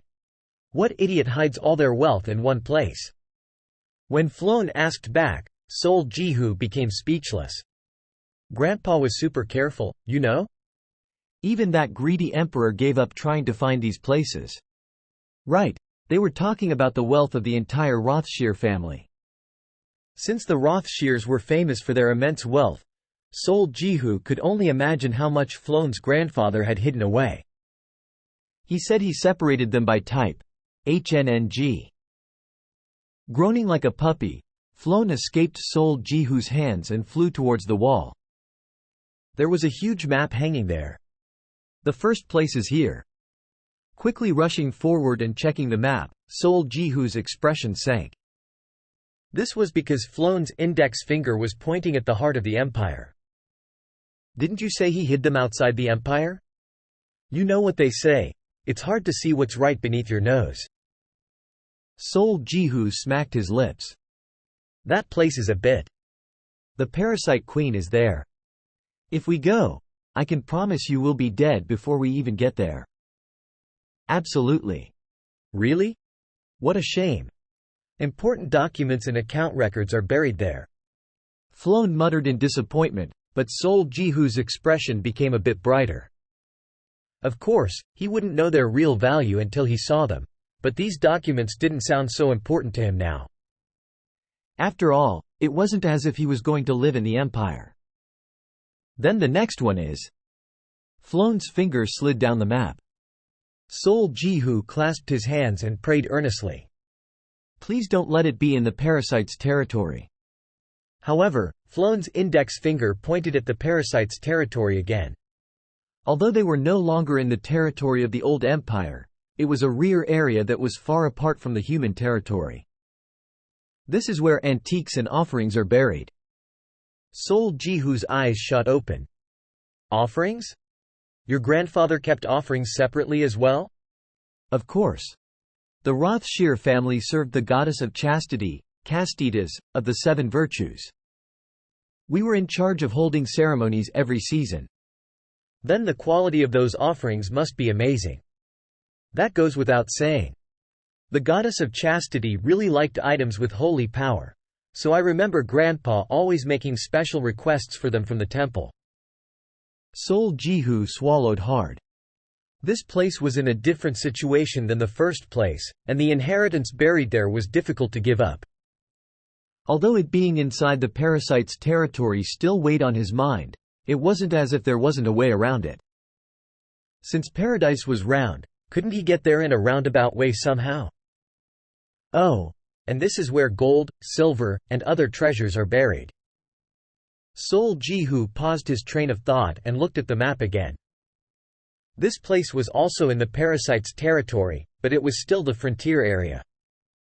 Perhaps Sol Jihu had gotten a bit bolder after going to the ancient emperor's villa, because he felt this place wasn't so out of reach. If you want to carry everything back, you'll probably need about 10 large carts. Floan spoke proudly, clearly wanting to boast about the wealth of her family. That much. The treasures there might really be forming a mountain. So? Floan chattered, hurriedly asking for his reaction. Sol Jihu stared at her fixedly before. Hick. Suddenly crying. Floan jumped in shock. Why, you're crying? Why are you crying? It's nothing. Sol Jihu shook his head immediately. I'm just happy. My worries were solved in an instant. Things must have been hard for you until now. I mean, that's what it looked like. Floan patted Sol Jihu's head. He wiped his tears before nodding. I'm happy. I really am. Now I can find a place to call home, buy a new spear, a new armor, and… Spear? Yeah. The one I used to have broke during the war. He didn't even remember when it broke. But when he woke up, the spear was nowhere to be found. He was later told that the spear was shattered completely, and there was no need to even mention his armor. Great. Then what about this place? Sol Jihu sniffled while following Floan's finger. This was the only place that wasn't in the parasite's territory. Wait. Something about the location was strange. It wasn't the parasite's territory, but a border region. With the Federation. The Rothschild family's valuable items are buried in this place, so it should have a weapon that catches your fancy. Suddenly growing curious, Sol Jihu asked. Was your family a merchant family? What? Floan replied a beat late. She seemed slightly angry. I got curious all of a sudden. With how wealthy they were, I was wondering if they were famous as a weapon merchant. Weapon merchant? Her voice instantly turned sharp. No way. You say the Rothschild family became famous through selling weapons. Floan jumped. Mimi. How could you say something like that? Do you think it's possible for a family in charge of ceremonies to be merchants? Sol Jihu became speechless, seeing how Floan was acting like she had been insulted greatly. Although he couldn't understand why she was so mad, he apologized for offending her. Sorry, I'm not knowledgeable about these things. You really don't know a thing, huh? Fine. I'll tell you just once, so listen up. Floan yelled like a pouting kid and continued. The Rothschilds are one of the 4 deeply rooted families, who founded the empire. They're also a duke, which only the founding contributors of the empire can become. 4 families? Gorganu, crowned as the emperor and known as the heart of the empire. Ritinhan, the shield of the empire. Monpancha, the eyes and the head of the empire. And Rothschild, the spear of the empire. Sol Jihu's eyes widened. What's buried here is our family's sacred artifact. Wait, you mean? That's right. I'm talking about the spear of purity, which goddess Castitas has bestowed our founding patriarch. You thought I was talking about some items to sell at an auction? Sol Jihu's jaw dropped. A weapon bestowed by a god? He couldn't even begin to imagine how powerful such a weapon would be. Of course, I know that the Emperor's Gorgonu family was unrivaled in my time, but still. Ooh! Rothschier. Ooh! Sol Jihu gave a fervent applause. Finally getting the reaction she wanted. Flown, HMPHED, before placing her hands on her waist and strutting her chest out. It's fine if you know now. Anyways, where do you want to go? Greed filled Sol Jihu's eyes as he looked at the map. He was faced with happy worries, which was choosing which place to go first. His head was telling him to choose money, but his heart was shouting for the spear. An artifact from the Empire, and one that was bestowed by a god. Swallowing his saliva, Sol Jihu glanced at the proudly floating Flown. Flown, this place doesn't just have the spear, right? How could it? Right? It must have something else, right? Like decorations and a little bit of gold and silver. Probably. Grandpa split them into categories, but I doubt he separated it completely. But why? Sol Jihu licked his lips. Nothing. But how much do you think will be there? There's no way to find out until we get there ourselves. But don't hold your hopes up too high. I doubt there's going to be a lot. But shouldn't it at least have what the Emperor's villa did? What are you talking about? Flown snorted and waved her hand. It obviously will have more than that. As I thought. Sol Jihu's eyes sparkled. Rubbing his hands together, he asked again. So, about how much? I would say at least a few boxes of gold coins. Cough. Sol Jihu coughed loudly. Dear God. A tiny fraction of the family wealth was a few boxes of gold coins. There was no need to hesitate any longer. Sol Jihu set his next destination on the spot.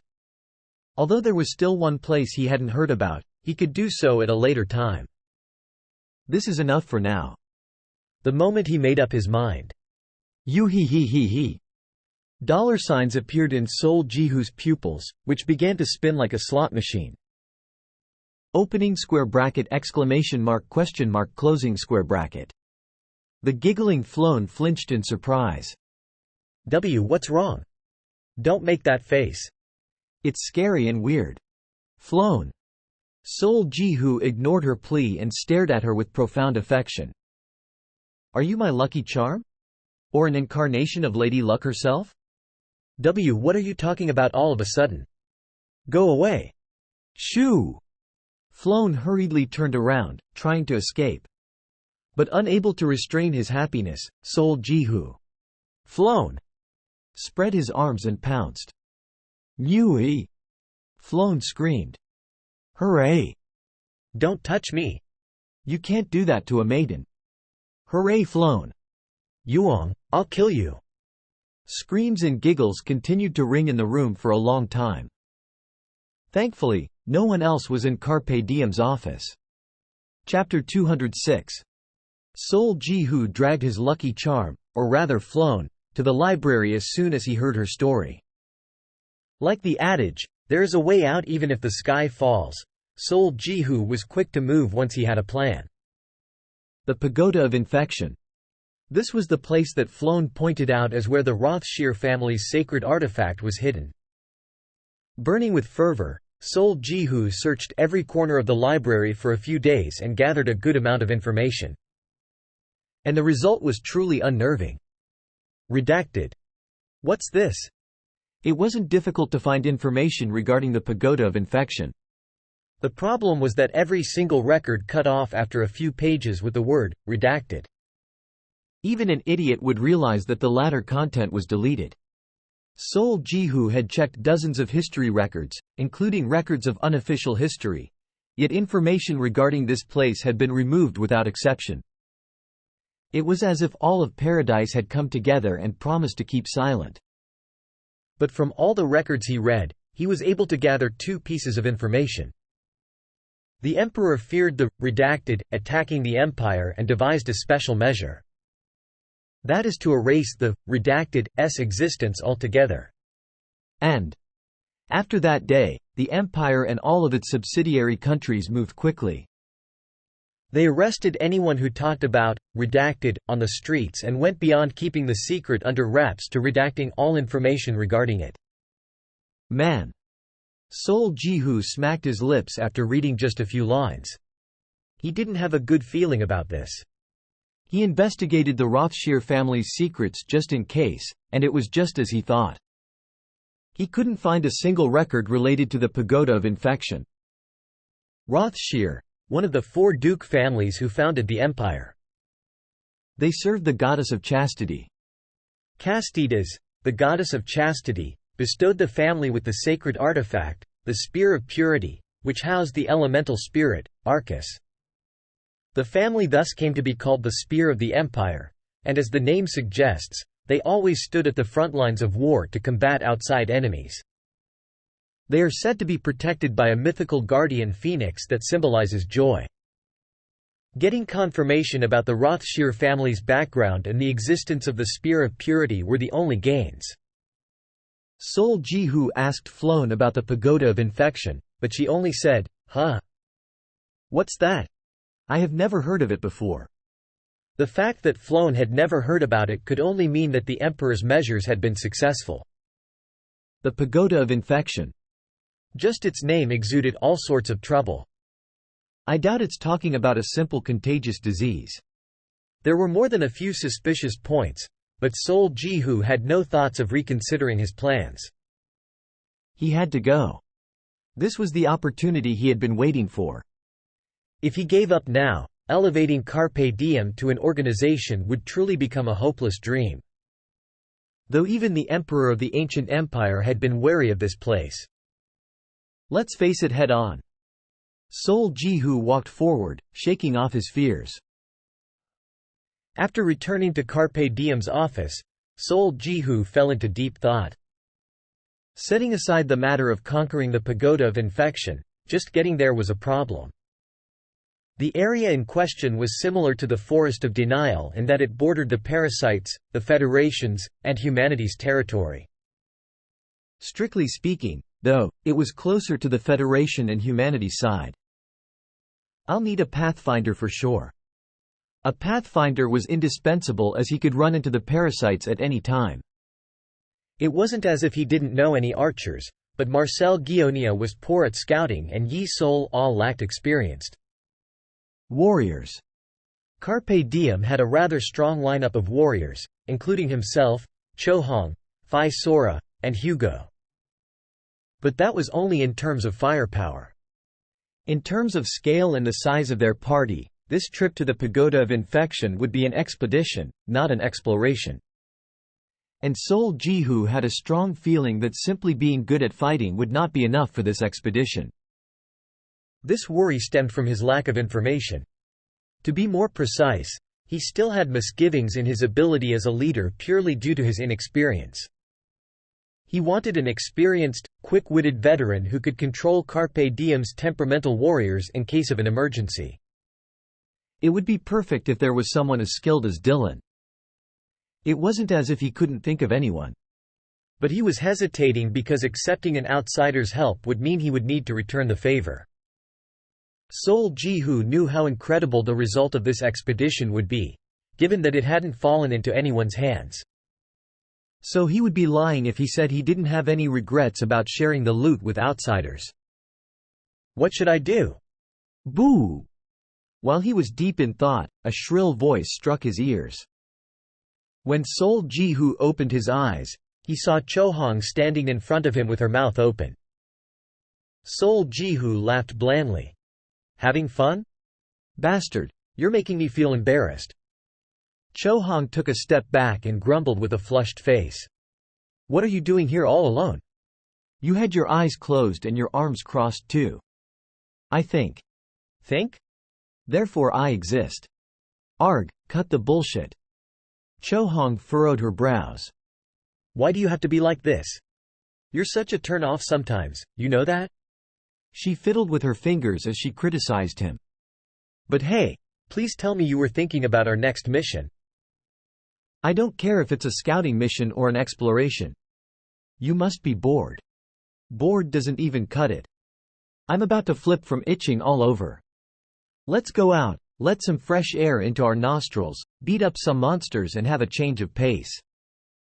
How about it? Cho-hong made a passionate speech while waving her hands. Sol Ji-hoo nodded his head calmly. I was just thinking about one. Oh. And this came from a trustworthy source? More than trustworthy. I see. Cho-hong rubbed her hands together and giggled. Right, you're not the type of person to just sit still. I thought you'd make your move soon. Then, she suddenly spoke as if she just remembered something. Oh yeah, have you been to the palace? Sol Ji-hoo furrowed his brows at her sudden mention of the palace. No? Why would I go there? To get money. Money? From what? Participating in the war was mandatory. Not that. You hired those kids from Bloodline. Only then did Sol Ji-hoo go, ah. He remembered Teresa mentioning this. That he should look for mercenaries and that she would pay him back later. Sol Ji-hoo hesitated. I don't know if it's right to accept that money. I didn't hire them out of my own pocket. That's even better. You'd have extra money to spend. It's true that Bloodline came to help, so there shouldn't be any problem. Cho-hong kept persuading him to take the money, but Sol Ji-hoo seemed rather reluctant. I don't think Haramark has spare money right now. This wasn't a baseless assumption. A war required an exorbitant amount of money to be spent. Now that the war was over, not only did Haramark have to rebuild the Valley Fortress, but they also had to pay out their war dues. Even the military expansion Jan Songtus asked for was in far reach. Oh right, there were talks about that recently. About how people haven't received any money even though months have gone by since the war. Well, you're the one who called Bloodline, so you do what you want. Cho-hong shrugged. Sol Ji-hoo slowly rubbed his chin. Again. For some reason, when he thought about Teresa, his conflicted mind suddenly tilted to one side. Right, it's not like the inheritance is only in one place. Other than the one in the heart of the empire where I obviously can't go, there are still 3 other places. Sol Ji-hoo murmured before coming to a decision. Doing her a favor before leaving Haramark didn't sound so bad. Having made up his mind, Sol Ji-hoo got up. Asterisk. Sol Ji-hoo went to find Kazuki straight away. It was to ask him to become the pathfinder for the expedition. When he gave a rough explanation of the situation, Kazuki unexpectedly agreed right away. All right, I'll go with you. When Sol Ji-hoo stared at him in a daze, Kazuki, who was reviewing the piece of paper with the terms and conditions of the temporary contract, raised his head.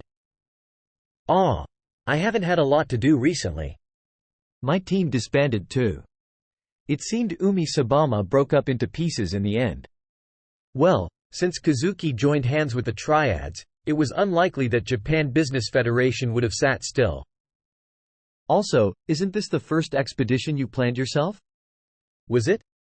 Now that he thought about it, he had always followed others, accepted missions, or was dragged along forcefully. He had never decided alone. In that sense, this was indeed Sol Ji-hoo's first expedition.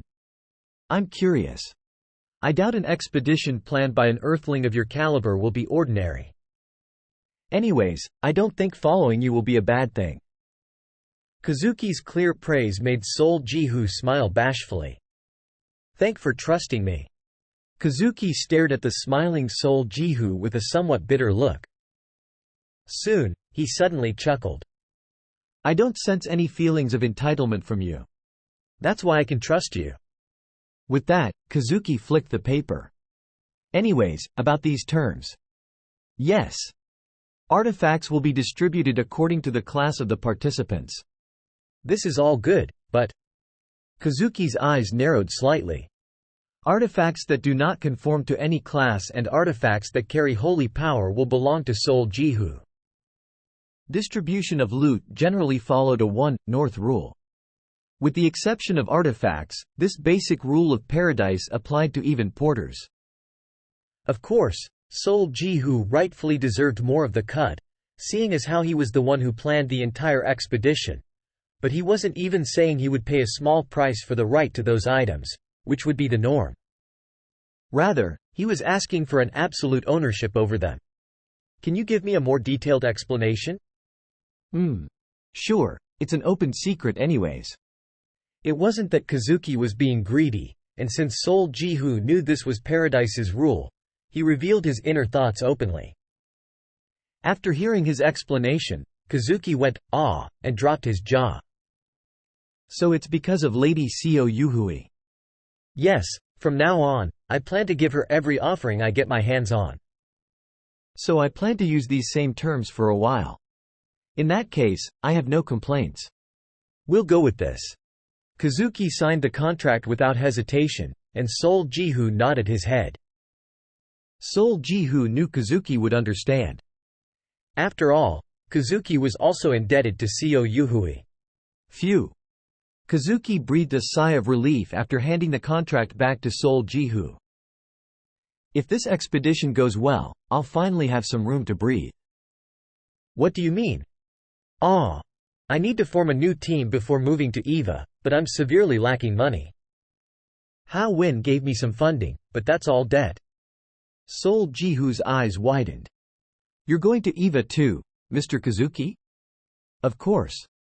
The hill I'm hiding under is moving to Eva, so how can I not? Didn't Hao Win tell you? Kazuki replied immediately before smiling. Anyways, thanks. You saved me. Sol Jihu waved his hand. Isn't it too early to say thanks? We don't even know if anything is going to be there. That's true. Returning empty-handed from expeditions or explorations is an everyday occurrence. Having said that, Kazuki glanced at Sol Jihu and smiled silently. But seeing as how you've never failed before, I figured I can get my hopes up. I've never failed before? Sol Jihu tilted his head once again. Asterisk. The next place Sol Jihu visited was the royal palace. An expedition? Seeing the youth who visited him out of the blue, Teresa opened her eyes like a rabbit. Yes. Sol Jihu nodded his head with a bright smile. I heard that things have been a little loud recently. I was thinking it would be a great idea to go out, get some fresh air, and loosen up. Teresa was clearly at a loss for words. Sol Jihu wasn't wrong. Because their finances were in the red, she had been thinking about swallowing her tears and selling the royal family's land. Seeing Sol Jihu, who was full of smiles, Teresa reviewed the contract again. The terms were strangely stingy. No, in the first place, it was uncommon for the princess to be asked to go on an expedition. It didn't seem like he didn't know about the royal family's situation, so it was also strange that he was asking her to get some fresh air and loosen up. Moreover, it wasn't as if she was a magician or a priest. Carpe Diem was overflowing with skilled warriors, so she didn't understand why he wanted to bring another warrior with him. There were more than a few suspicious points. However, Teresa's ability to take a hint was easily a 100. There was no way that Sol Jihu was saying this without a reason. Teresa secretly glanced at Sol Jihu and examined him thoroughly. He seemed strangely full of confidence. Hold on. Teresa suddenly thought of the expedition offer she had received in the past from White Rose. She had put careful thought into the matter before asking Sol Jihu to join the expedition, but Sol Jihu was extremely against it at that time. Teresa believed in her hubby's intuition, and didn't follow White Rose's expedition. And lo and behold, not only did the expedition end in failure, but it also became the source of a spectacular political mess. Teresa remembered how relieved she was at the time. The important thing was Sol Jihu had a totally different attitude now compared to then. Not only was he not uncertain, but he was clearly hoping that she would go with him. In that instant, a bolt of lightning struck Teresa's head. A jackpot. A super jackpot, at that. She didn't know the details, but he must have received an incredible piece of info. That was why he was asking her to come. Teresa finally understood Sol Jihu's intentions. He's looking after me. Simply giving her the loot for free would be unfair to his teammates and possibly raise protests, so he was making her join the expedition to rightfully receive a cut. Again, just when I'm in trouble. Teresa found it incredible how he appeared to save her whenever she was having a hard time. How could she not develop feelings for him? Ha!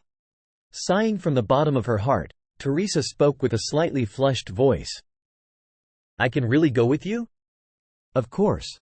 I mean, I'm the one who's requesting you to come. I know Carpe Diem has lots of warriors. Strength isn't the only thing that matters. I'm personally expecting other things from you, princess. The way he was putting it made Teresa feel even more apologetic. Sol Jihu grinned. You're coming, right? He was going this far. How could she refuse or even play hard to get? Teresa nodded silently. Then, she stared at Sol Jihu fixedly. Excellent decision. Then, the moment he finished saying, I'll let you know when the date has been decided, he flinched. A subtle glance. He might be mistaken, but he felt like he saw two hearts blooming inside Teresa's pupils. And no, it wasn't that he disliked the princess, but Sol Jihu considered himself a man of principle. As he vividly remembered what happened when he gave her the longsword and shield, he couldn't just ignore this problem. I'll take my leave now. And here. Sol Jihu hastily got up and passed the shopping bag he had brought with him in a hurry. Teresa, who got up as if to prevent him from escaping, licked her lips slightly with her tongue. She then blinked her eyes, seeing the shopping bag. It's a gift. It's nothing big though. Oh, my. It was effective. Teresa's eyes, which were turning more and more seductive by the second, regained their sparkle. I bought it when I was on Earth. I forgot to bring it with me last time I came here. However, Sol Jihu had committed a fatal mistake. The moment Teresa heard the word, gift, the light in her eyes grew more intense, and her heart-shaped pupils became clearer. Of course, Sol Jihu noticed this change as well. I bought something you need in your daily life. It's nothing big, so please accept it. Pang. I'll be off, then. Thank you for having me. Sol Jihu activated the Festina earring and ran away at full speed. And once Sol Jihu left, Teresa stood still and looked down at the shopping bag on the desk. This was the first time she received a gift from an Earthling. She thought this every time she saw him, but if only Earthlings were all like him. How great would that be? In any case, she was given an unexpected way out of her predicament and an unexpected gift. After fiddling with the shopping bag for a long time, she shoved the stack of documents on her desk out of the way. Who cared about work? At least for today, she wanted to indulge herself in this feeling of weightlessness. And soon, just like Seo Yuhui, Phi Sora, and Chohong, Teresa had the same reaction as the other women who opened Sol Jihu's gift. However, her confusion at the gift only lasted a moment. Soon, the corner of the mouth curled up, and her eyes also curled to crescent shapes. Wow! With a bra in one hand and panties in the other, she chuckled. Light pink hearts on a shade of a lovely pink color. Moreover, that person. Looking back and forth at the underwear in each of her hands, Teresa couldn't hide her admiration. Putting the underwear down, she placed her hand over her mouth and giggled. What a taste! Chapter 207. Ace Kazuki and Teresa Hussey readily agreed to participate in the expedition. With a skilled high-ranker archer and a warrior joining in, Sol Jihu felt much more confident in succeeding. That night, Sol Jihu revealed the expedition plan to his teammates. He told them about the information he gathered at the library and surprised them by mentioning Kazuki and Teresa would be coming along. Of course, it was normal procedure to first tell one's teammates about an expedition before recruiting any additional help, but it didn't matter all that much, because Chohong and Hugo were already heated up and impatient. Their reactions were pretty much what Sol Jihu expected. Agree, I super agree. Kya! We'll finally get our hands on some money. Cho-hong shot her hands up and danced, while Hugo laughed with a big grin. Meanwhile, Marcel Guionia looked at these two strangely. Normally, explorations and expeditions were more likely to fail than succeed. In terms of pure numbers, failure to success ratio was about 7-3. But the way Cho-hong and Hugo were acting, it was as if they had already finished the expedition in success. They seemed sure that there was a ruin there. Zhang Maldong, who was silently staring at the map, muttered in a low voice. The border region. Sol Jihu raised his eyebrows. Is there a problem? You should be careful, obviously, but just going there shouldn't pose any problems. After all, it's just the border region. But you should be careful not to go too deep since this place practically has a foot in the Federation's territory. Does the Federation hate humans intruding on their territory? It depends. Some races are more generous and understanding of humans, but others are hostile. They may let you go without causing trouble if they know you're just passing by, or they might continue to chase after you, thinking that you're invading. But we have a tacit alliance, don't we? Shouldn't it be okay as long as we don't attack them first? Sol Jihu spoke optimistically, but Zhang Maldong shook his head immediately. It's a tacit relationship for a reason. It isn't as if humans have never warred with the Federation. In the first place, the Federation is a huge assembly of nations made up of countless races. Although their members are largely categorized into 5 groups, that's only for convenience's sake. If you go into detail, just the Beastmen Alliance has. Zhang Maldong looked up at the ceiling, starting to fold his fingers one by one, before ultimately shaking his head. Anyways, you best not do anything stupid. Different races have different values and views toward humanity. It's important to handle the situation on a case-by-case basis. Sol Jihu nodded his head at Zhang Maldong's advice.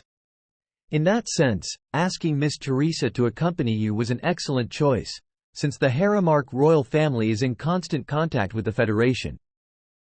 Also, Zhang Maldong then glanced at the brother and sister who were quietly sitting on the side. What are you going to do about them? Sol Jihu looked at them nervously. Yi Sung-jin seemed keen on following them, while he couldn't really get a read on anything from Yi Sol-ah's expression. Sol Jihu spoke. I think it's still too early. It would be a different story if we were going to the human territory, but this expedition will be to the border region of the 3 powers. Even though the parasites are biding their time right now, if something goes wrong. Sol Jihu blurred the end of his speech, as a glint of disappointment flickered in Yi Sung-jin's eyes and Yi Sol-ah let out a furtive sigh. For some reason, he could hear Phi Sora snorting from the side. Anyways, it's too dangerous. They need to be level 4 at the very least. This isn't a place where a level 1 or 2 can go.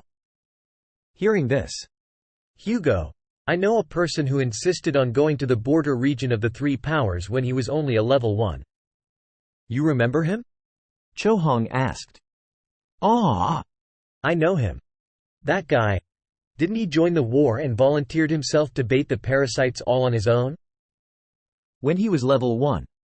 And Hugo replied right away.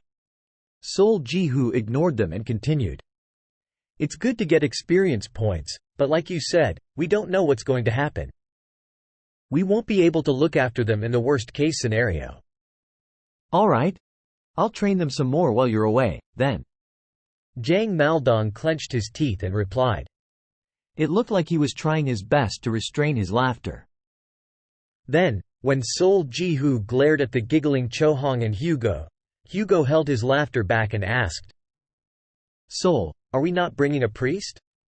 Of course, we are. I plan to go see her tomorrow morning. You plan to go see her? Is it Maria? Yes. Sol Jihu nodded his head, and Cho-hong and Hugo immediately stopped laughing. Then, they put on reluctant looks. I don't know if that will be okay. Why? I don't know. She kinda went crazy after the war ended. Sol Jihu's eyes shot open. Miss Maria went crazy? Hugo shrugged. I still don't get why. She blabbered on about being crazy for investing in a rising stock and then going broke when the stock delisted. Sol Jihu tilted his head. He realized that he had completely forgotten about Maria until now. I'll go see her tomorrow to take a look. If she's acting strange, then. Sol Jihu muttered vaguely as if what he heard was too hard to believe. We'll set out 5 days from now. I'll let Princess Teresa and Mr. Kazuki know, so please be ready. Roger. Okay, Tilda. Chohong shot up and shouted, while Phi Sora answered with her interlocked hands stretched up. Zhang Maldong turned to the Yi siblings and spoke. You two get ready to leave too. Huh? But we're not. Not to the expedition, but to huge stone Rocky Mountain. Ah! Yi Sungjin hiccuped. Marcel Guionia clasped his hands and prayed for the siblings. Sol Jihu did not miss Yi Sol Ah glancing at the stretching Phi Sora. Now was a good time to tell her. Sol Ah, can you talk to me for a bit? Ha! Ah! Yes! Yi Sol Ah replied before smiling brightly and jumping up. Asterisk. Sol Jihu brought Yi Sol Ah to the rooftop. You want to go with us, right? Ah! Ha ha! Yi Sol Ah neither agreed nor disagreed, only smiling awkwardly. It can't be helped. I would bring you along if I could, but this is the first time I will be on an expedition like this. We have very little information about this place. Isn't that too dangerous? It is. But we have to go. Sol Jihu thought about telling her regarding the move to Eva before deciding otherwise. There was no need to count the chickens before the eggs hatched. It wouldn't be too late to tell her after the expedition. It's okay. I know it's because I'm not skilled enough. I'll train hard while you're away. Great. Let's go together next time for sure. Unlike Yi Sungjin, she didn't look too disappointed. Sol Jihu decided to move on to the main topic. Also, it's about Miss Phi Sora. The smiling Yi Sol Ah immediately froze. It looks like we'll be working together for a while. Yi Sol Ah shut her eyes tight. She had expected as much, but hearing it still made her choke up. While it may not be immediate, there's a chance we'll recruit her. I wasn't going to ask for your opinion originally, but I changed my mind after the war. Miss Phi Sora also clearly said what she wanted to. Sol Jihu talked about how Carpe Diem wasn't in a situation to be picky and how even one more powerful earthling would make a huge difference. Yi Sol Ah gave a forced smile. You don't need to tell us everything down to the last detail. Just do what you want to. I'm totally fine. Sol Jihu stared at Yi Sol Ah fixedly. Okay, but don't worry about it too much. What happened in White Rose won't happen again. I made sure to tell her. What if she does? I won't sit still this time either. Yi Sol Ah clenched her fists and spoke confidently. Sol Jihu let out a small laugh. I know the history between you two, so I won't tell you to get along. But I got to talk to her, and she's not a bad person. It might take time, but try to improve your relationship. Sol Jihu swallowed the above words back down. He felt like saying so would be similar to how he almost forced Phi Sora to apologize. There was nothing more sensitive than personal relationships, so Sol Jihu decided to back down for now. Rather than stirring the problem, letting it resolve itself seemed to be the best choice. Perhaps, the two of them would work something out. After organizing his thoughts, Sol Jihu said good night and turned around. Yi Sol Ah didn't leave right away. She stood still and heaved out the breath she had been holding in before smacking her lips and walking down. When she went back to her room, Yi Sungjin was waiting without sleeping. What did you talk about with Hung? Nothing, just the expedition and such. Yi Sol Ah replied like it wasn't a big deal, then lied down on her bed. We can't go on the expedition, Huh. He said he doesn't know anything about the place, so it's too dangerous. He said we could go with him on the next expedition. Yi Sung-jin nodded his head helplessly. Phew, we better get stronger fast. We're only mooching off of him right now. Yi Sol-ah pouted. He also said that Carpe Diem will be with that uni for a while. He said he hasn't decided yet, but it looks like he'll recruit her. Unexpectedly, Yi Sung-jin wasn't surprised. I thought as much. I heard she performed well during the war. She did? I still don't like it. Initially he was acting like he wasn't going to recruit her, and now. Yi Sung-jin flinched. Yi Sol-ah rolled to the side and stared at him. You agree, right? Nuna. Yi Sung-jin's voice dropped a tone. Yi Sol-ah stared at him with a, "Why are you staring at me like that?" kind of look. You didn't say that to Hung, did you? Huh? What was that? What you just said. That you don't like it, and how he was acting like he wasn't going to recruit her. Of course not. Who do you think I am? She then asked with the look of an innocent child. But why can't I? Gently, you know, and not nitpicking.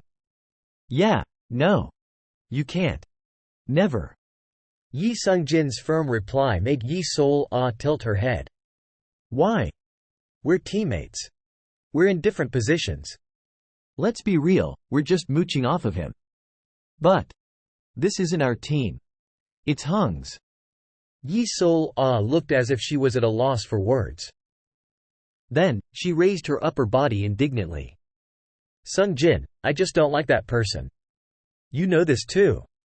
I do. I don't like her either. But Hung doesn't need to care about whether we like her or not. These two are separate matters. So you're saying we just need to agree with whatever he says? We can protest, of course, if we're treated unfairly. Yi Sung-jin continued calmly. But we've never once been treated unfairly since we entered Carpe Diem. And it's not like Hung went out of line in any way. Yi Sol-ah looked like she didn't understand any of this the entire time.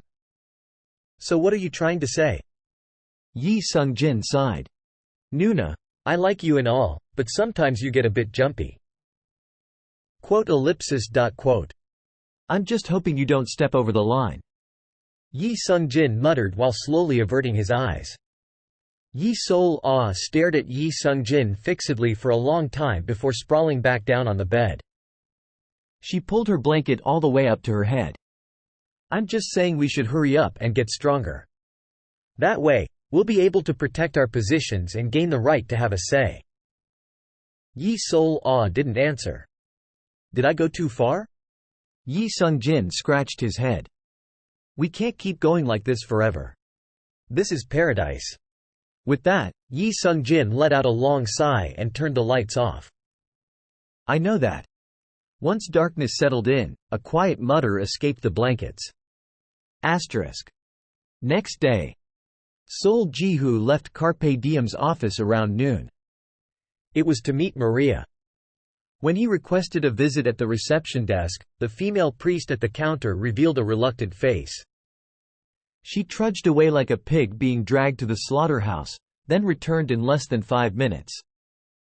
One thing to note was that her well-kept hair was now disheveled. I let her know. Can I go in? You can. But I really recommend you don't. But do as you'd like. The priest averted her eyes. Something seemed off, but Sol Ji-hoo walked inside without hesitation. In truth, Sol Ji-hoo's opinion of Maria wasn't all that bad. Yes, she liked money, but he didn't think that warranted her being called one of the 6 crazies. Undying diligence said he'd spare her life if she spilled your identity, but I hear she kept her mouth shut and smacked him with Mjolnir. What Cho-hong told him was more than enough evidence of her loyalty. She's skilled, loyal, and commits to her principles when it's serious. Oppa. I may be a money grubber, but I'm a proper woman who has morals. It's a different story if it's an expedition or an exploration. But this is a war. It's an obligation that we all have to keep. Were you planning on making me a shameless bitch? Remembering their conversation from that day, Sol Jihu smiled. Taking out the artifact he kept in his pocket, he skipped through the hallway. "Miss Maria." "It's me." When he went to Maria's room and knocked on the door. "Kayak!" A scream suddenly rang out, followed by something falling and crashing. "Miss Maria?" Sol Jihu quickly opened the door. Then, he immediately tilted his head to the side. It was because a bottle of liquor came flying at him at full speed. Clang! Flying out into the hallway, the bottle struck the wall and shattered into pieces. Sol Jihu looked inside the room in a daze. It was just as messy as before. Maria looked like she was in the middle of packing, like someone who got caught while trying to run away. What's wrong? Are you okay?" "Payak." When Sol Jihu tried to walk in, Maria threw a fit. She grabbed the liquor bottles lying around and began to throw them at random. Don't come." Clang! "Go! Screw off! Please! Clang! You unlucky demon! You're trying to make me go broke again!" Clunk! It became harder to dodge the bottles as he walked closer, prompting Sol Jihu to activate the blessing of the circum to shield himself. Then, he observed Maria, who was wrought in fear and dilemma. "Am I Miss Maria?" "Kayak!" Maria clutched her head and screamed at the top of her lungs. She then muttered some more incomprehensible words before frantically rummaging the floor. "Fuck off!" "I said fuck off." She really looked like she had gone mad. "Just how much more do you need to take until you're satisfied?" As Maria was backing off with her feet flailing, her eyes caught sight of Sol Jihu's hand. To be precise, her gaze landed on the cross-shaped artifact in Sol Jihu's left hand. "That's—" Maria's pupils trembled, a bottle of liquor in her hand again. "Why did he bring that here?" Buzz! In an instant, Maria's brain spun blazingly fast and came to a conclusion. Her hesitation only lasted a moment. Next, her body followed the same motion as that of the liquor bottle she was spinning in her hand, as she collapsed helplessly. She covered her face, bit her lower lip, and removed blood from her head. She then convulsed, flopping like a speared fish. This all happened instantaneously, like she had rehearsed it countless times. "Miss Maria." Sol Jihu hurriedly ran forward and supported her. A gasping groan then escaped Maria's mouth. "Are you okay?" Sol Jihu shook her violently, and her blonde hair and limbs flapped helplessly. "Ah!" Like a tragic heroine from a drama, she opened her eyes with difficulty. Her lips with the bite mark trembled. She blinked a couple of times before looking up at Sol Jihu in confusion. "Can you understand me?" Hearing the voice full of worry, Maria grabbed Sol Jihu's left hand. Soon. Her cherry-like lips carefully opened. Pa. A weak, shaky voice flowed out. Chapter 208. After narrowing her eyes open, Maria looked extremely confused. Like a child who just woke up from a horrible nightmare, she looked around her room anxiously. "Don't tell me. Did I do it again?" Her gaze remained on the shattered pieces of glass before she started to sob. No tears came out of her eyes. But Maria cried sorrowfully in Sol Jihu's embrace. Meanwhile, she never let go of his left hand, which held the crucifix artifact. "Miss Maria." Patting her back, Sol Jihu's expression sank. Suddenly convulsing, getting calm, and now crying. He was half in doubt when he heard she had gone crazy, but now it really looked like something was wrong with her head. She must have developed a trauma after suffering a near-death experience during the war. Misunderstanding her situation on his own, Sol Jihu became even sorrier than before. Soon, Maria stopped crying and wiped her eyes with her palm. Once again, not even a single drop of tear had come out of her eyes. "Sorry. I didn't know it was you, Oppa." "What happened? Were you having a nightmare?" Hearing how worried he was, Maria shook her head with difficulty. "I don't know. Maybe I'm dreaming. Or seeing a hallucination? Dear God. Sol Jihu's jaw dropped. She couldn't tell a dream from reality. This wasn't a joking matter. I can't let you be.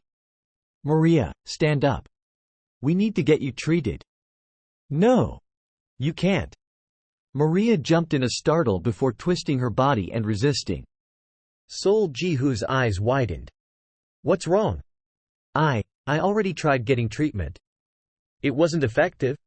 No.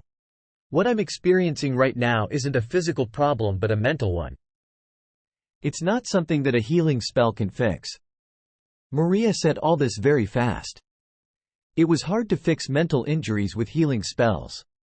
Knowing this as a matter of fact, Sol Jihu bit his lip. Then what about on Earth? I already went. I tried to forget everything and rest, but my condition didn't show any sign of improvement. In the end, Maria couldn't finish her sentence. Seeing the sniffling blonde girl, Sol Jihu's eyes waned. Just how difficult must it have been for her? Her once flushed, chubby cheeks were now pale.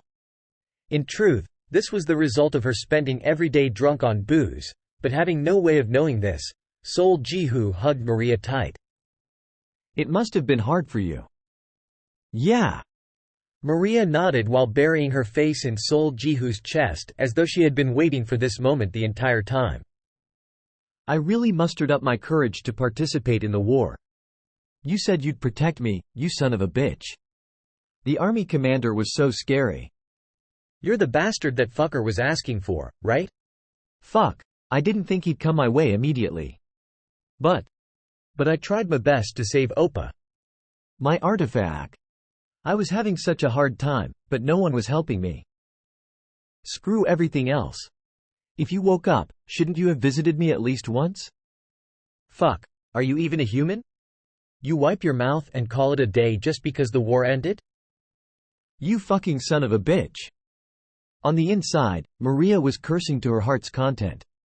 Of course, with no way of reading her mind, Sol Jihu continuously patted her back, thinking she was talking gibberish from the trauma.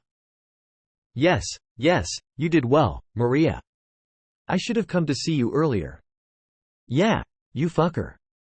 Maria inadvertently spoke her mind, then quickly shut her mouth. Excuse me? And nothing, sorry. You suddenly looked like the army commander. She blocked her mouth and smiled faintly. She then looked at the crucifix artifact, her eyes shining. So, what's this? Ah, I brought this to give you. Good. That's what I thought. Maria clenched her fists. Restraining her anger and putting on an act seemed to be worth the trouble. I heard that you dealt an awesome blow to undying diligence. Even going so far as to perform a ceremony to summon Mjolnir. Who did you hear that from? How embarrassing. Embarrassing? I think it's amazing. Here, don't say no. This is yours, Miss Maria. No. I can't accept this. I didn't even do anything. Unlike her mouth, her body was honest, not being even a bit modest. Wee-oo. After taking the artifact as if it was obviously hers, she let out a long sigh. Sol Jihu stared at the girl smiling in relief with a look of awe. She was acting like she was about to die anytime soon.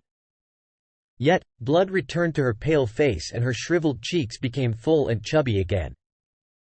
Her lips regained their color, and Maria's pupils were no longer faint. Her calm eyes gazed at Sol Jihu. Was she grateful for the artifact? No. Not at all. This was only breaking even. Monetarily, of course. Considering all the trouble she went through and almost dying on top of that. Maria trembled. There was now only one thing left to do. To not get involved with this youth anymore. Thankfully, she had just found the perfect excuse. Maria opened her mouth, groaning. But, why did you come? To give this. I was going to ask you if you wanted to follow Carpe Diem on an expedition. It was just as she thought. Maria showed a sorrowful smile. Oh no, I would love to, but my body. Sol Jihu smacked his lips. Right. I guess there's no choice. I can't forcefully drag an injured person with me. He unexpectedly backed off. Right, if he doesn't do at least this much, he'd be a human without conscience. No, he'd be a beast. Maria decided to put the nail in the coffin. Right, I don't think I'm going to go even if I die. If you really need a priest, I'll introduce you to someone. I know someone who's really good. You're pretty famous, Oppa, so I'm sure she'll agree right away. She wasn't lying. The only thing she left out was that she was on terrible terms with this priest. When she thought about this priest suffering the same fate as her, she already felt 1,000 times better. I don't know. However, Sol Ji-hoo's reaction was rather meek. Thank you for the offer, but it would be a waste to share the loot with someone we don't know. He muttered as if he was talking to himself, but Maria's ears did not miss it. A waste to share the loot with someone he doesn't know? Her ears perked up. No. Maria shook her thought off. She refused to get tricked again. But, she asked, just as a matter of courtesy. Why? Did something happen? It's a really good expedition. Do you think that person would say yes if I gave her a lot of money beforehand in exchange for her not getting any share of the loot? I don't know. People usually don't accept an offer like that. How much are you thinking of paying? Let me know, so I can pass the message on to her. Sol Ji-hoo put his hand into his pocket. HMPH, I bet it's nothing. Up until this point, Maria had absolutely no desire to participate in this expedition. She had asked purely out of curiosity. She was confident she wouldn't budge even if he brought out hundreds of silver coins. But that was only until Sol Ji-hoo placed down an egg on the table. When Maria saw the yellowish gold egg, her eyes popped out of their sockets. Sol Ji-hoo poked the shining golden egg with his finger. Would this be enough? This fucker. Maria's eyes began to spin. It wasn't silver. No matter how many times she wiped her eyes and saw the egg, it was gold. Gold. And a fat one at that, one that was equal to 2 gold coins. She thought she had steeled her mind, but saliva trickled down Maria's wide-open mouth. SSP. Wiping the drool with the back of her hand, Maria let out a shrill voice. Oppa, are you mad? You're paying gold in advance? Yes, but she won't get any share of the loot from the expedition. That's the condition. Buzz. Maria's internal calculator, made up of pure materialism, operated with haste. There was a simple reason Maria Yeriel was known as one of the 6 crazies. Money. It was because she was crazy about money. She measured the value of everything in the world with money. People? Fame?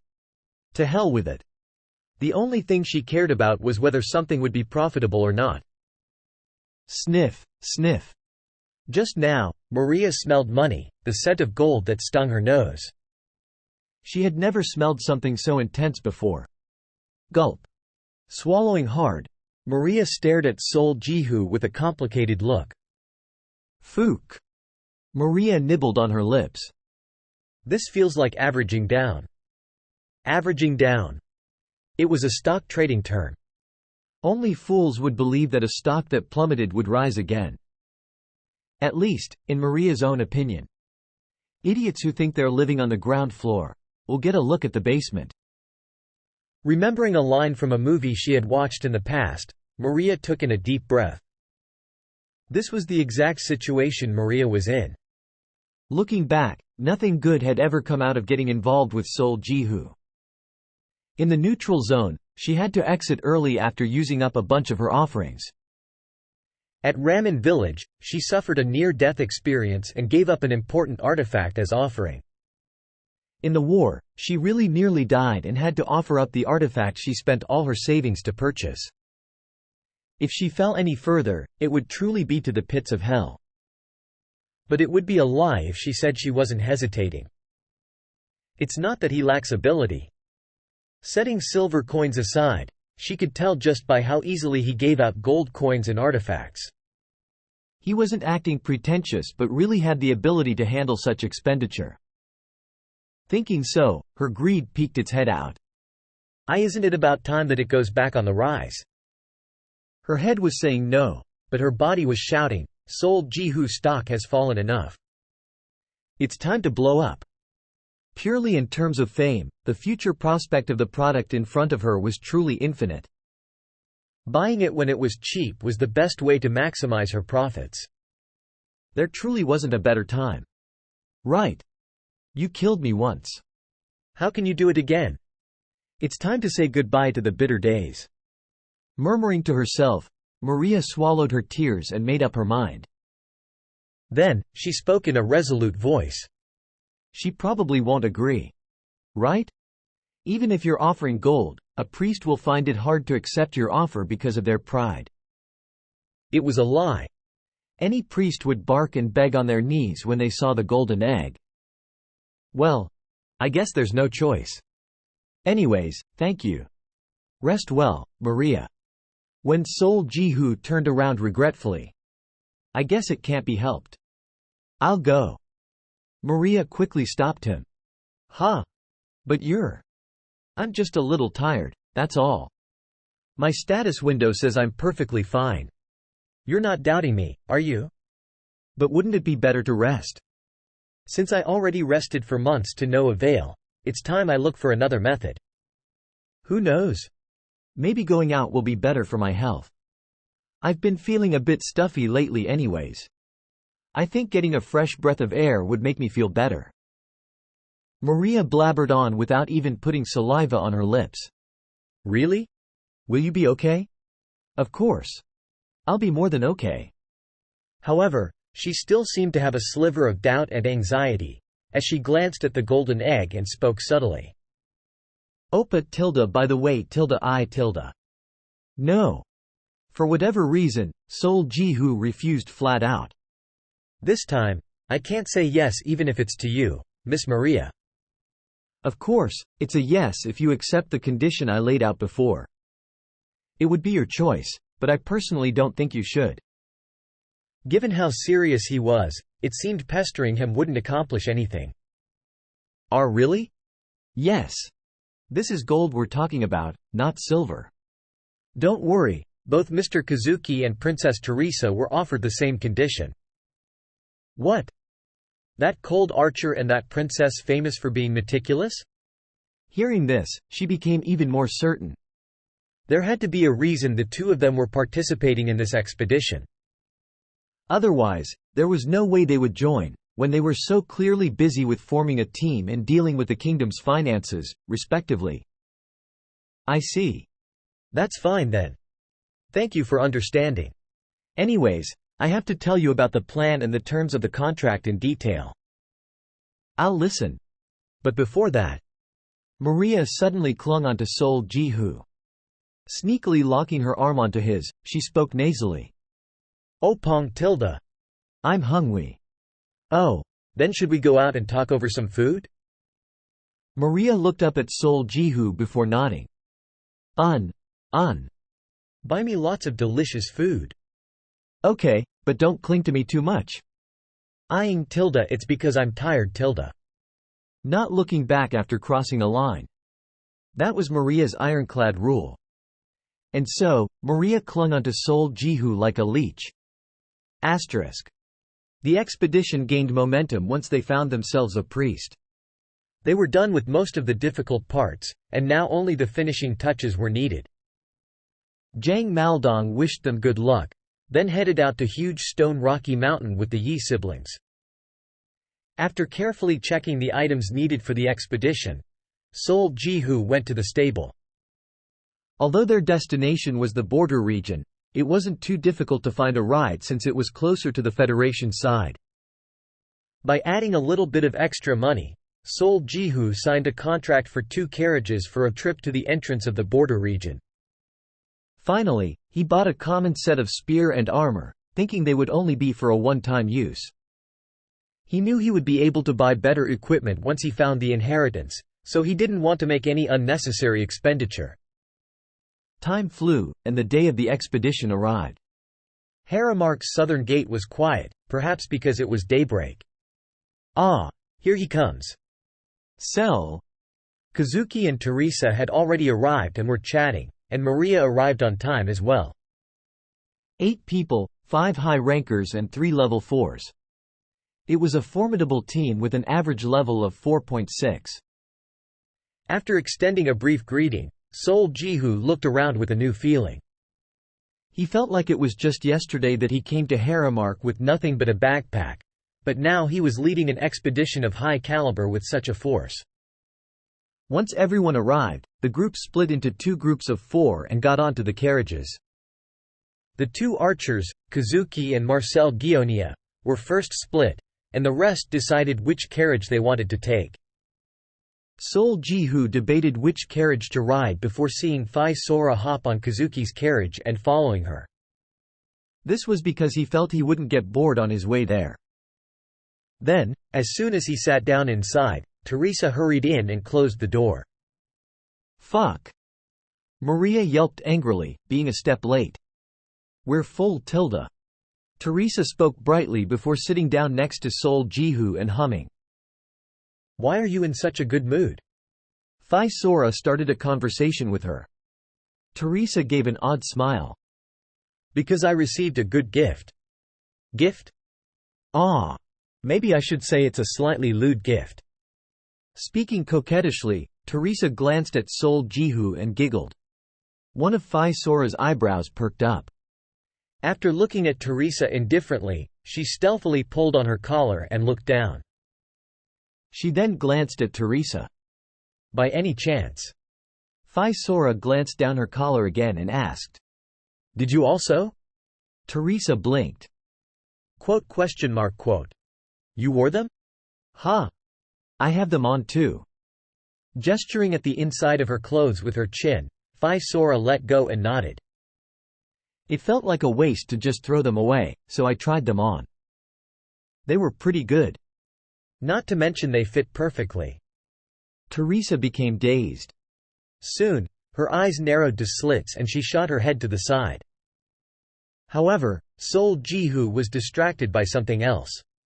To be more precise, he had opened the door slightly and was absorbed in watching Haramark's castle walls. This expedition could very well be his last mission in Haramark. Although he was leaving to climb to a higher place, it would be a lie to say he wasn't attached, given that this was where he grew up in paradise. He finally understood why Phi Sora couldn't abandon White Rose so easily. Soon, the coachman shouted something loudly. When it looked like the carriage was starting to move, Sol Jihu shut the door right away. He clenched his teeth, as an indescribable emotion surged up inside him. Clunk! Finally! The departure signal finally sounded. Of the first and last expedition Sol Jihu planned and carried out in Haramark. After leaving Haramark, the group headed southeast. As Eva was the closest city to the Federation, just going there took a good amount of time. It's not a safe zone. Because the road wasn't as well kept as the Zara Road, which connected Scheherazade and Haramark, he had already braced himself for whatever may happen. The carriages ran at full speed after departing from Haramark. Except for the times they camped outside or stopped to let the horses rest, they did not stop even once. Rather than being lucky, it was thanks to Kazuki. As expected of the elite amongst elites, who was the archer the people of Haramark first thought of, he easily detected any presence nearing the carriages and changed the course accordingly. Just once, a group of starving beasts attacked the carriages, but they were wiped out by Kazuki and Marcel Guionea's arrows without getting anywhere near them. Even Chohong complained about coming out and having nothing to do. Just when everything seemed to be going perfect, a change occurred. This was on the 5th day. While the bored Sol Jihu was watching the inside of Phi Sora's yawning mouth, Phi Sora noticed his glance, shut her mouth, and glared at him. "What are you looking at?" "Your uvula." "Why are you looking at my uvula? Are you a pervert?" "No, I just think it's interesting how it dangles." "You find that interesting?" "Can't you have some manners towards a lady?"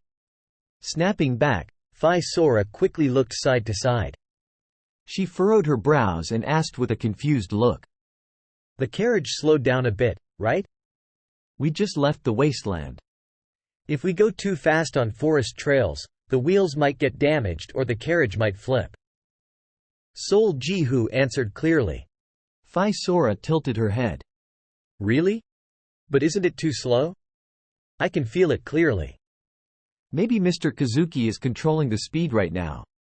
I'm sure he'll let us know if something happens. Sol Jihu pointed at the ceiling and spoke. Well, you're not wrong.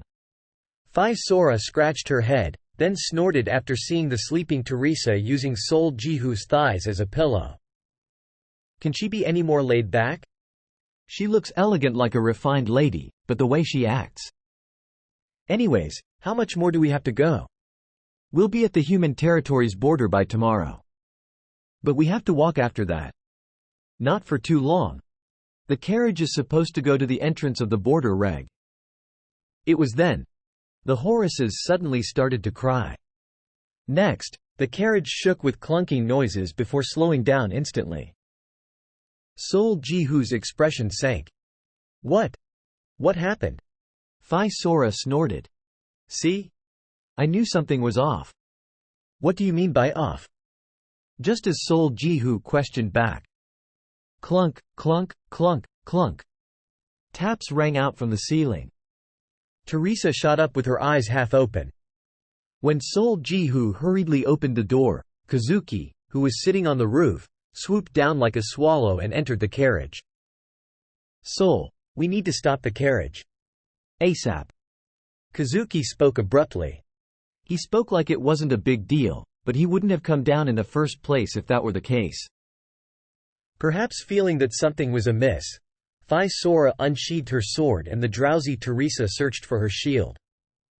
Sol Jihu raised his store-bought spear and asked, "What happened?"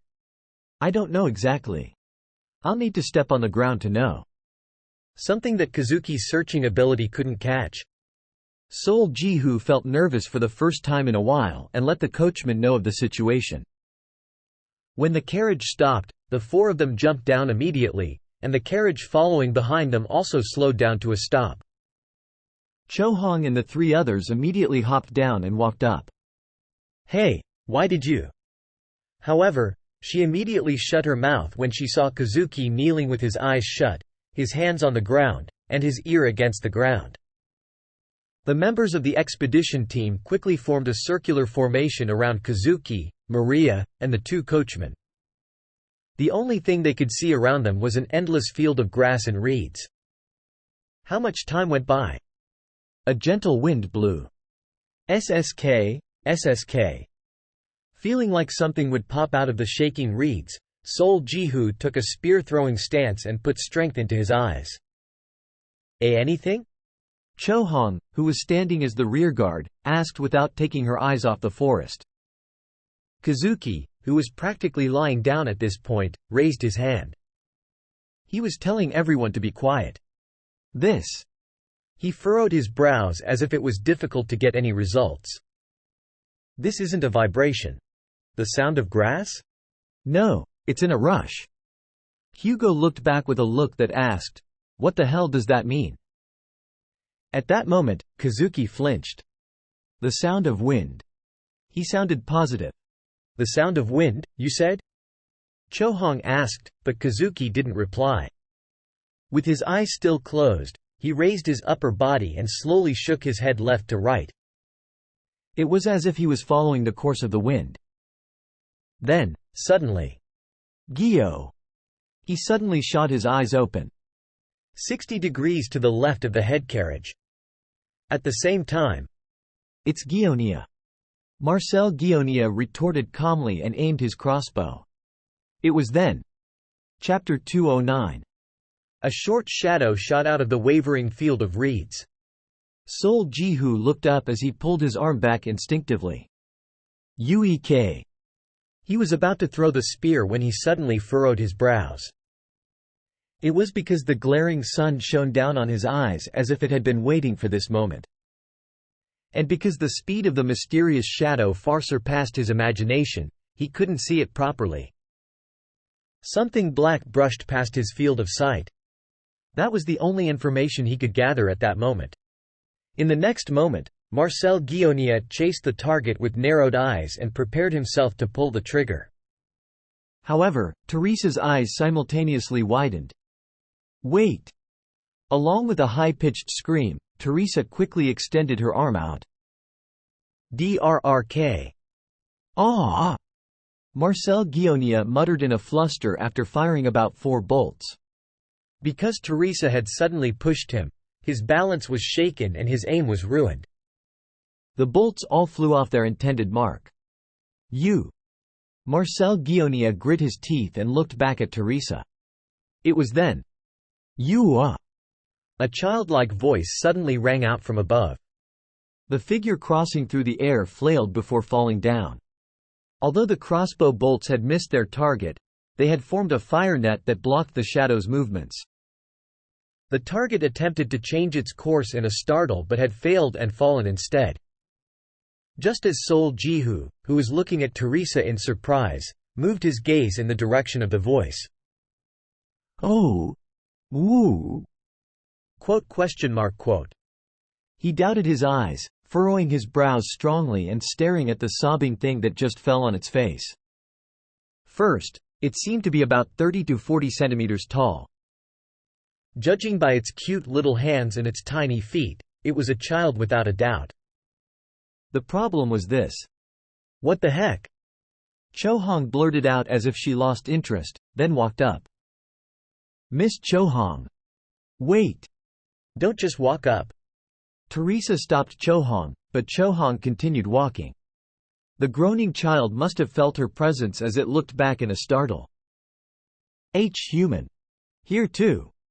Despair filled the child's small beaded eyes. "No, no." The child flailed around, trying to get away as much as possible. "Can't she just get up and run?" She must have been too shocked to think rationally. The child looked rather pitiful, but Cho-hong sauntered up uncaringly. After glancing at the child's face and butt, a light flickered in her eyes. "Ha! Ears and tail?" Right, to everyone's surprise, the child's ears were covered in soft, cushiony hair, and a thick, brush-like tail was attached to her pants. Who would have thought I'd see a beastman here?"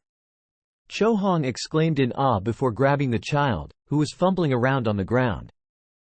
You wah.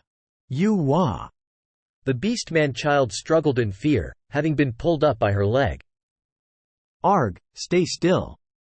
Because the child was resisting harder than she expected, Cho-hong furrowed her brows and reached out. Once she grabbed her stiff tail tight, the beastman child stopped resisting instantly. "Awoo!" She shuddered as though she had just been electrocuted before sagging down. Cho-hong chuckled like an idiot. "I heard the tail is the weak point of some beastmen. I guess it's true. Mommy." From the beastman child's tightly shut eyes, bead-like teardrops fell down. Cho-hong was slightly taken aback. She only saw the situation as grabbing an animal on the side of the road. "Mommy." She felt a bit disgusted with herself, like she had become some sort of a third-rate villain. "I told you to wait." Teresa's sharp voice rang out from the back. She sounded extremely angry. Cho-hong didn't know what to do seeing the beastman child crying in her hand. "Take your hand off her tail. Now!"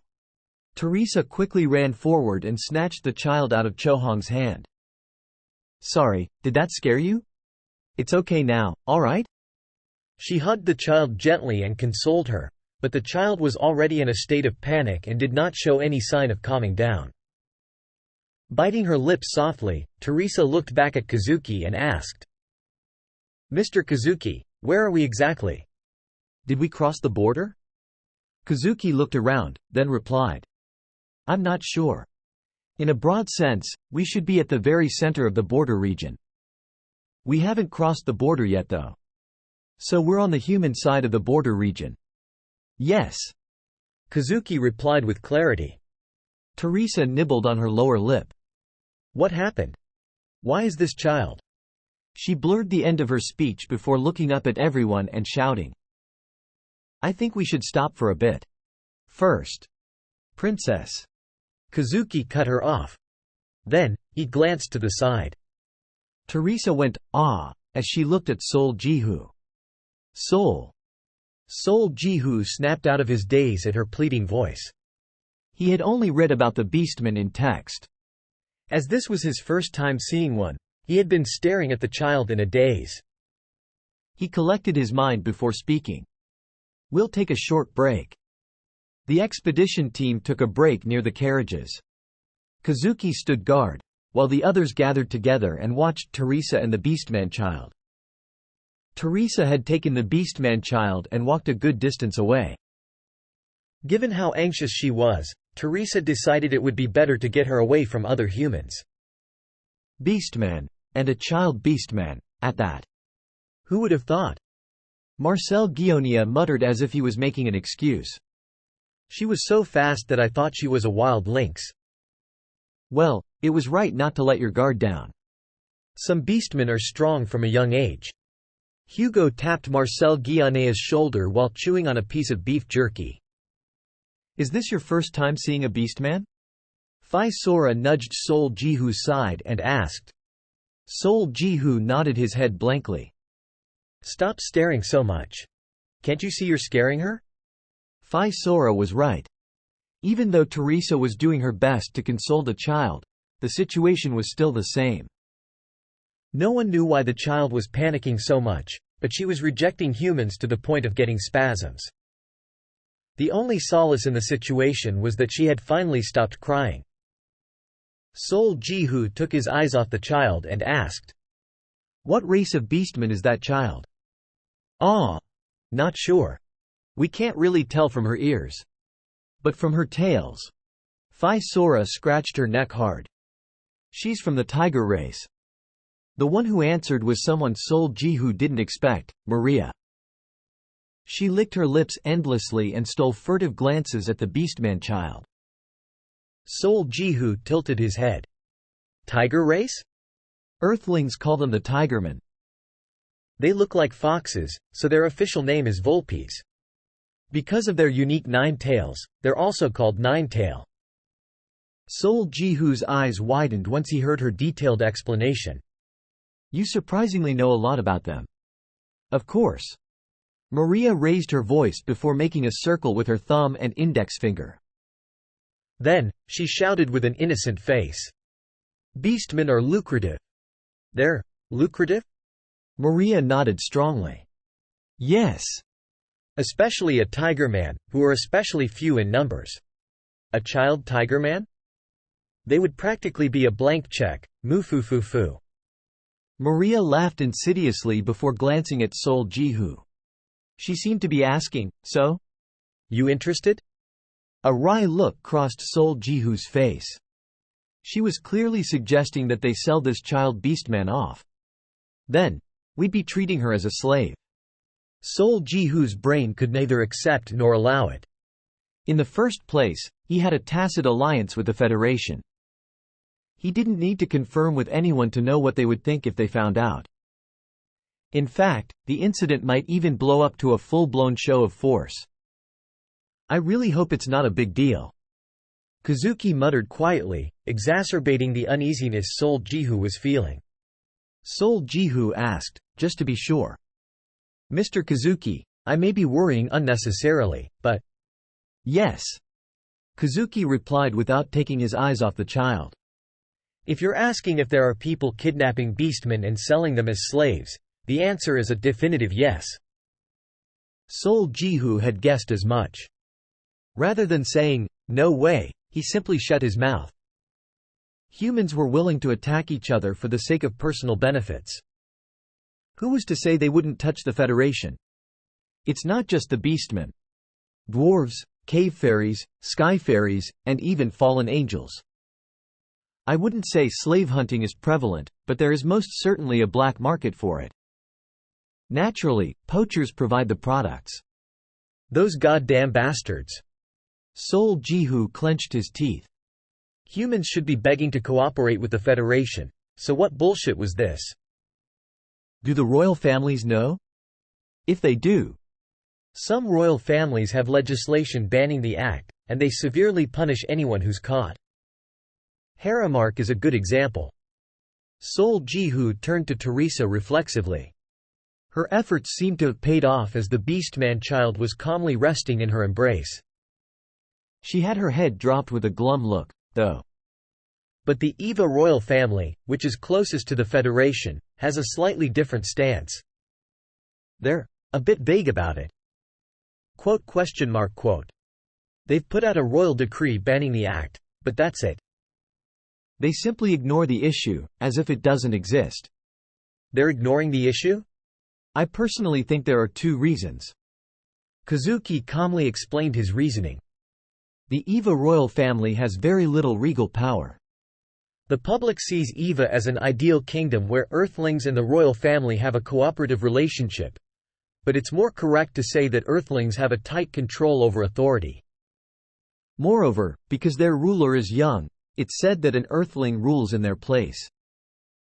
Sol Ji-hoo's ears perked up once information about Eva came out.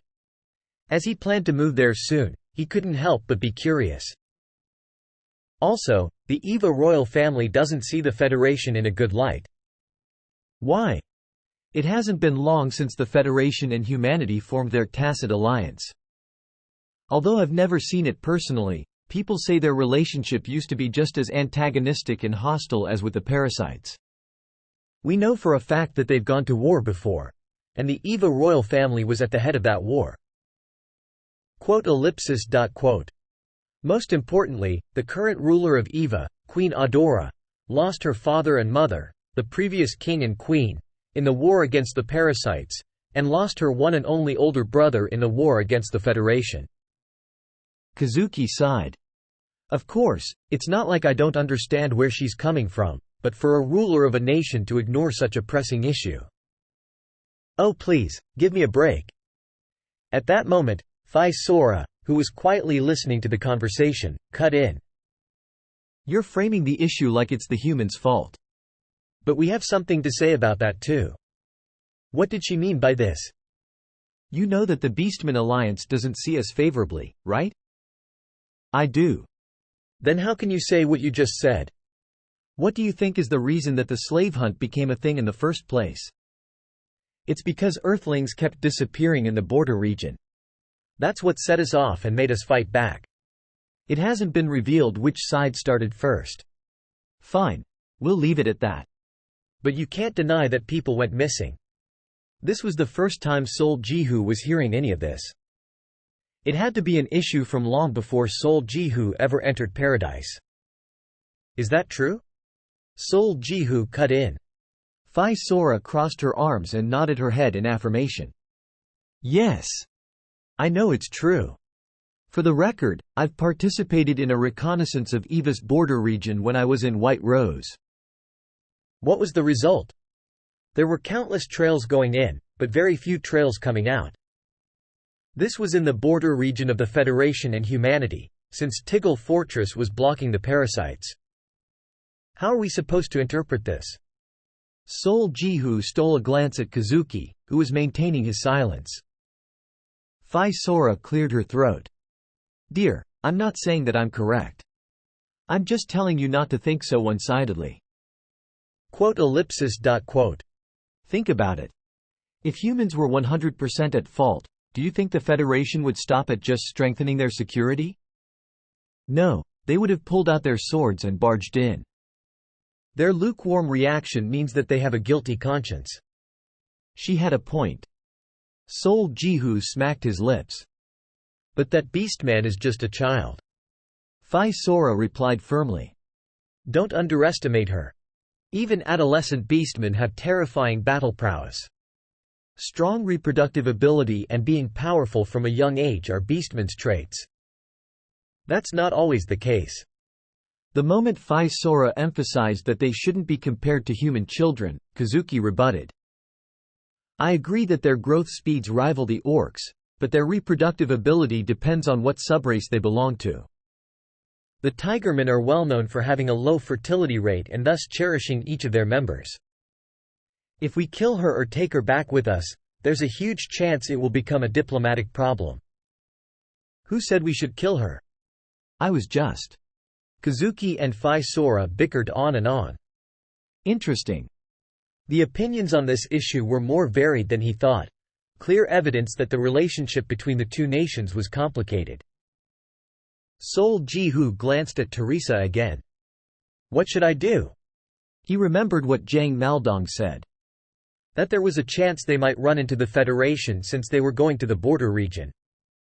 That it was important to deal with the situation appropriately. He said it was an excellent decision to bring Princess Teresa along. After thinking about the matter in depth, Sol Ji-hoo walked forward slowly so that the Beastman child would not be startled.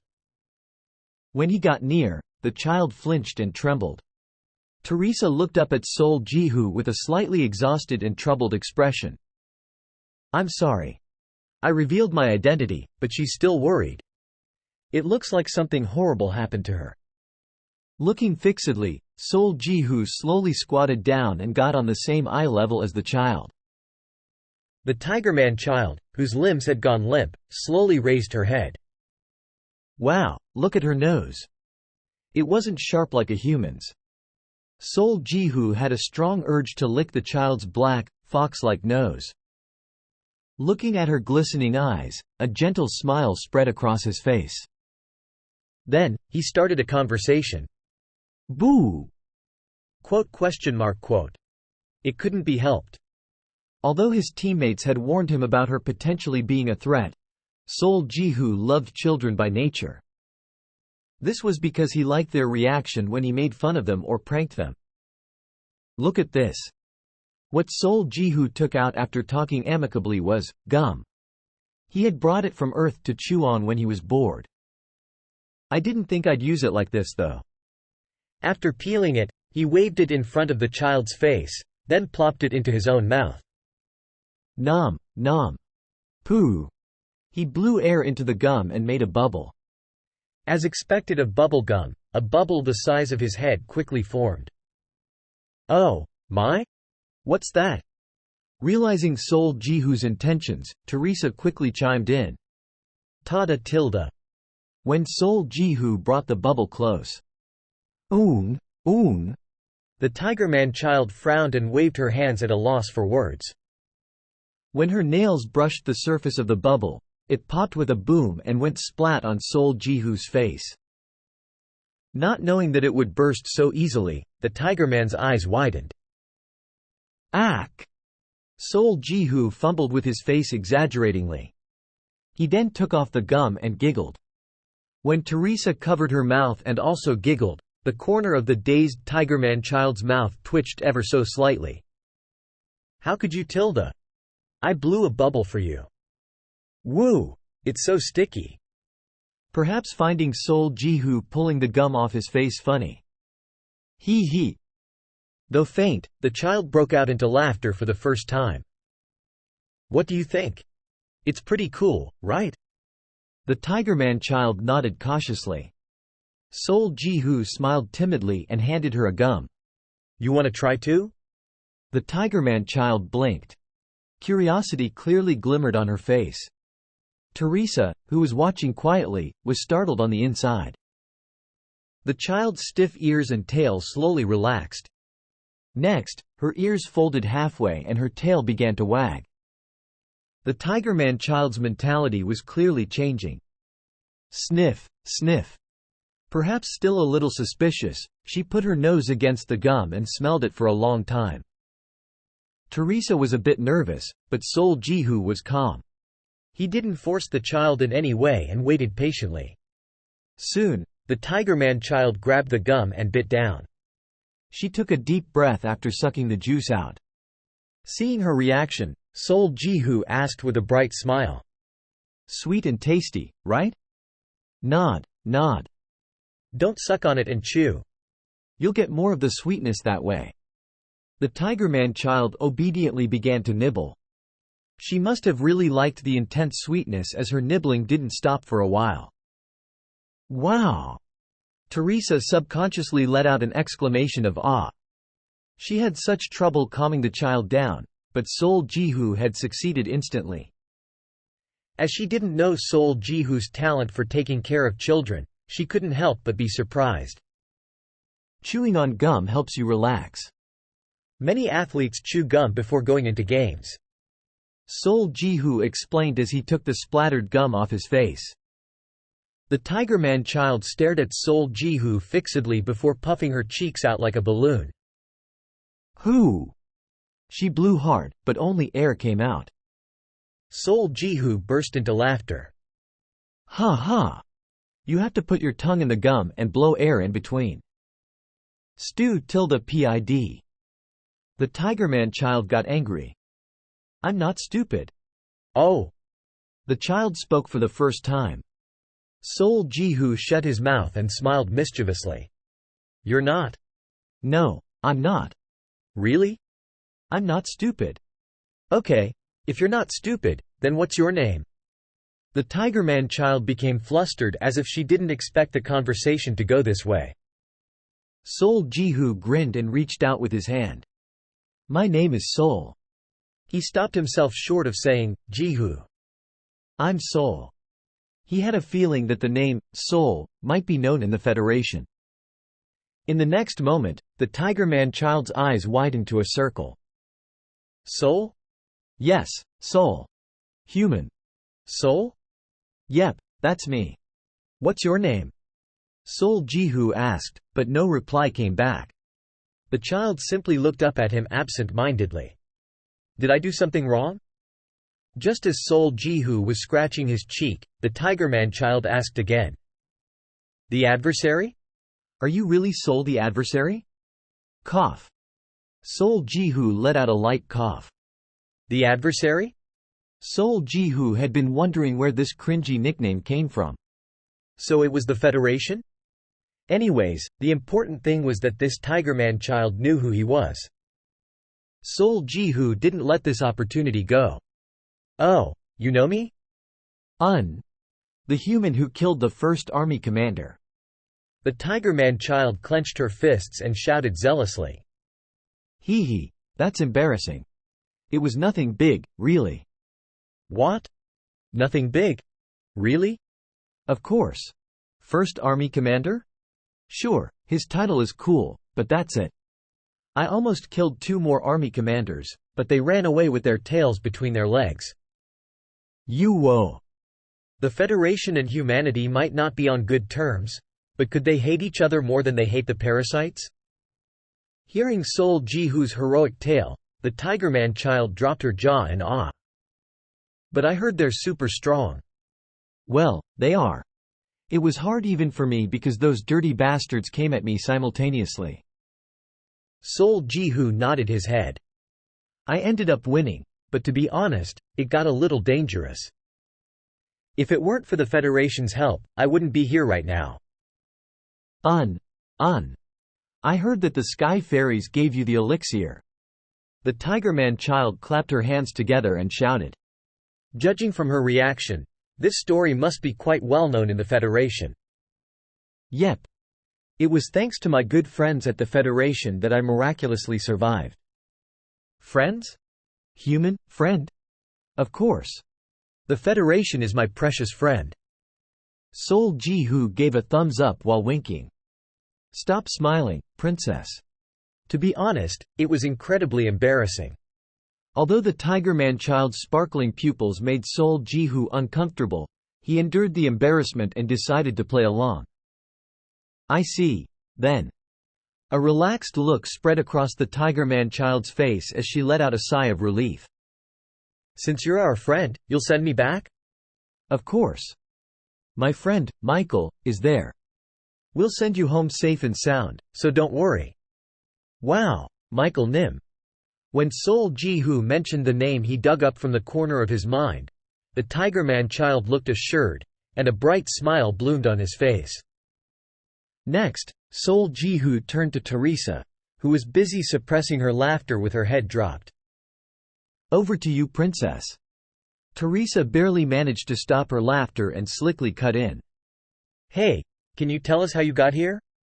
This is the border region, but it's pretty far from the Federation's territory. Hearing this, the Tigerman child became sullen. But unlike before, she didn't keep her mouth shut. I don't know. I just. After remaining silent for a long time, she carefully said, I heard there was a ritual happening at the Pagoda of Dreams today, so I secretly followed the sky fairies with my younger sister. Pagoda of Dreams? Light flickered on in Sol Jihu's eyes. Chapter 210. The Foxman child, Harem, told her story. This morning, the sky fairies held a ritual at a place called the Pagoda of Dreams. Harem was curious about the ritual and wanted to go spectate, but the area around the Pagoda of Dreams was an extreme danger zone that the Federation had designated as a forbidden ground. Without their explicit permission, no one from the Federation was allowed to enter. However, curiosity had gotten the better of Harem, and she had secretly followed the sky fairies with her younger sister and then got lost. She wandered around holding her younger sister's hand until she eventually came across unfamiliar land. While she was stamping her feet, not knowing what to do, she was discovered by a group of people. The poachers chased after them as though they were a gift sent from the gods and captured the younger sister. Harem narrowly escaped and was on the run. As she was in a hurry, she didn't care which direction she was going in, and it was then that she ran into Sol Jihu's expedition team. I was following the sky fairies well. I don't know how we got lost. Thinking about her younger sister must have stung her conscience with guilt as she began to tear up again. Apprehension fogged up Sol Jihu's face. He hoped this wasn't the case, but Kazuki's concern had come to reality. So what was the best course of action? There's some hope if we rescue Harem's younger sister and return both of them to the Federation. Sol Jihu turned to Teresa, who was likewise filled with worry. Harem's younger sister must be alive, right? Most likely. Those guys should be after money rather than revenge. Teresa looked down at the crying Harem and spoke quietly. There's a chance they're nearby. They might be coming here following this child's trail. If so, we. Sol. Kazuki's voice shot out before Teresa could finish. 20, 30, 40, 42. There's a big group of poachers heading this way. You are. Harem began to panic, speaking of the devil. Sol Jihu stared at Teresa, and they immediately came to a tacit understanding. Teresa held the trembling Harem up. Soon. Aw, fuck. Why is a fucking kid so fast? I think we lost her. I told you we won't catch her once she escapes our encircling net. But we can still hunt her down. If we keep going, I'm sure we'll find her exhausted and sleeping somewhere. We'll just go for the long haul. Following several murmurs, a group appeared from the tall reeds. Ha! An archer, who was walking with his back bent and his eyes on the ground, suddenly looked up and let out a yelp. It was the same for the others. Being too focused on chasing their target's trail, they were surprised to run into the expedition team. Who the hell are these guys? Are they one of us? Hey! Have you guys? One man stopped his sentence short, his voice trailing up into a question. This was because they saw that the man at the head of the group was glaring at them and a pink-haired woman was holding a Foxman child in her embrace. Aw, fuck. One of the men spat out a curse. They didn't even need to ask what happened. This situation was something people in their line of work ran into every once in a while.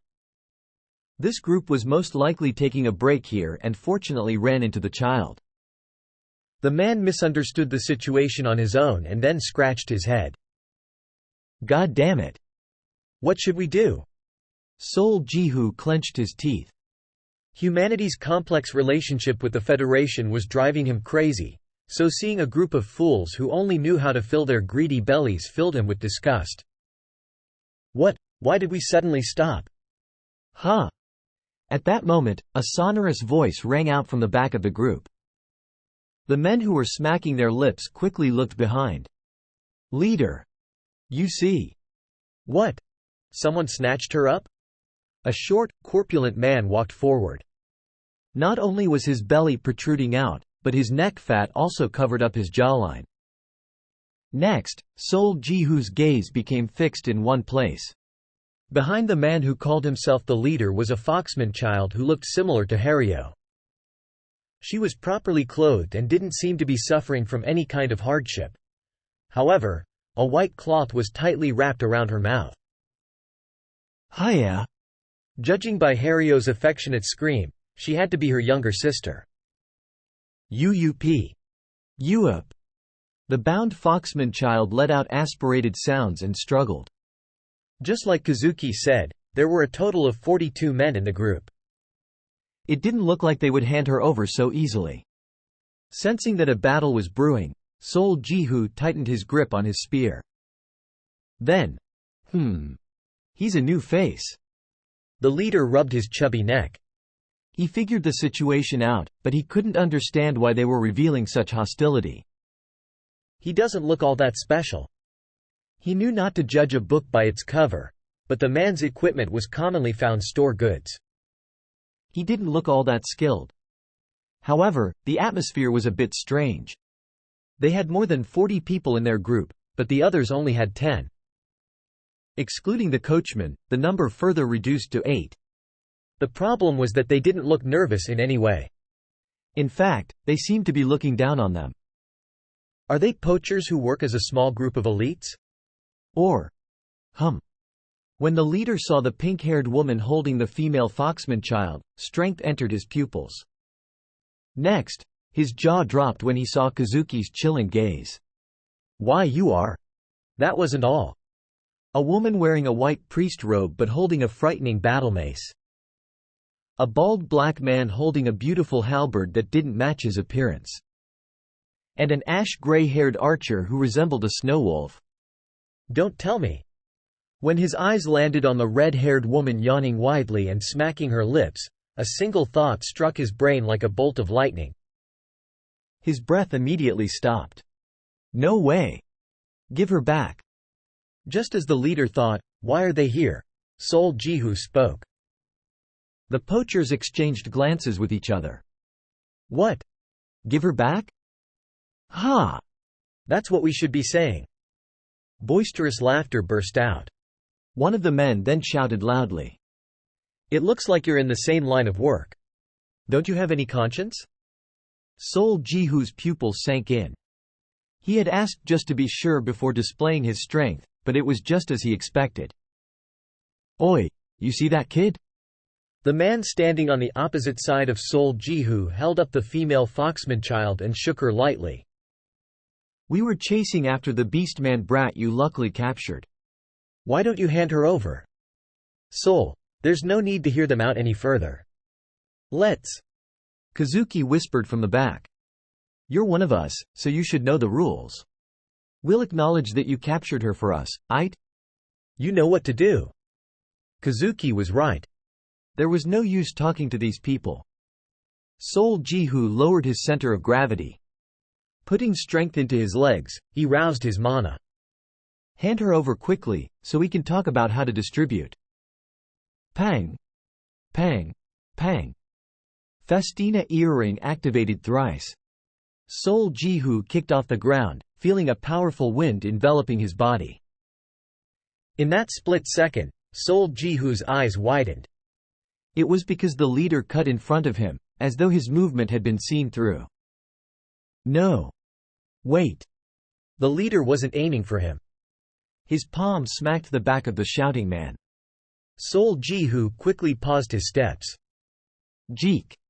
His heels dug into the ground, leaving a long trail behind, and Sol Ji-hoo barely stopped his charge. You cheeky bastard! The leader screamed with a flushed face. The man who was abruptly struck down raised his head in a daze. He was shocked to see Sol Ji-hoo right in front of him, but he was even more confused that he was hit. Leader. What? Hand her over? Distribute? Who do you think you are? You want to be the leader, huh? Now, the leader was pointing his finger at him and yelling. He must have felt Sol Jihu's gaze as he quickly turned. His panting subsided, and a warm smile spread across his plump face. Agu my apologies, my apologies. I didn't educate my underling properly, haha. He rubbed his hands together and smiled grovelingly. Sol Jihu blinked his eyes. Ah! Hold on just a moment.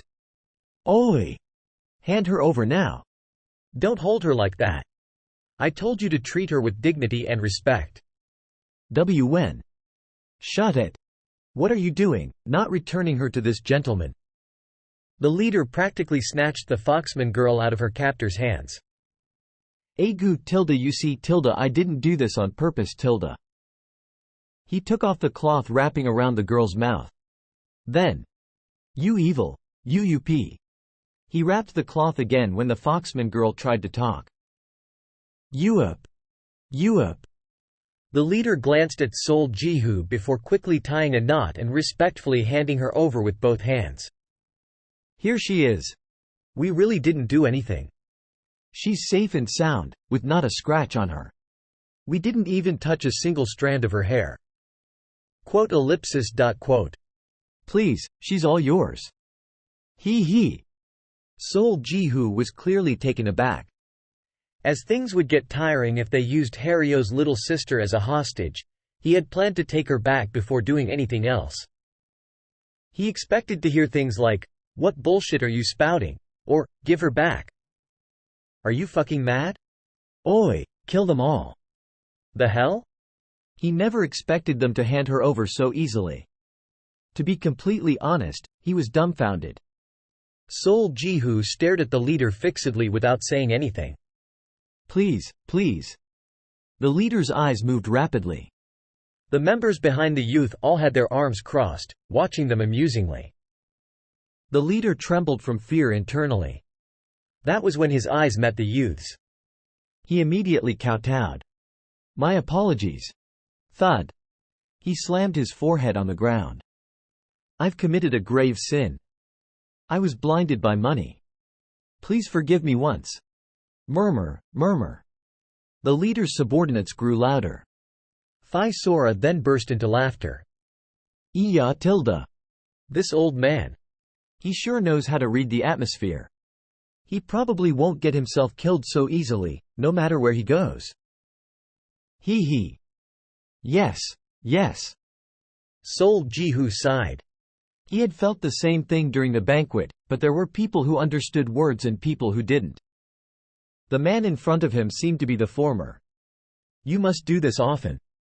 The leader flinched. And no, not at all. I do it very occasionally, every once in a while. This is the first time I succeeded. He. Sol Jihu looked down at the corpulent man with cold eyes. The female Foxman child also let out a curdling noise. Sol Jihu hugged her, then patted her back.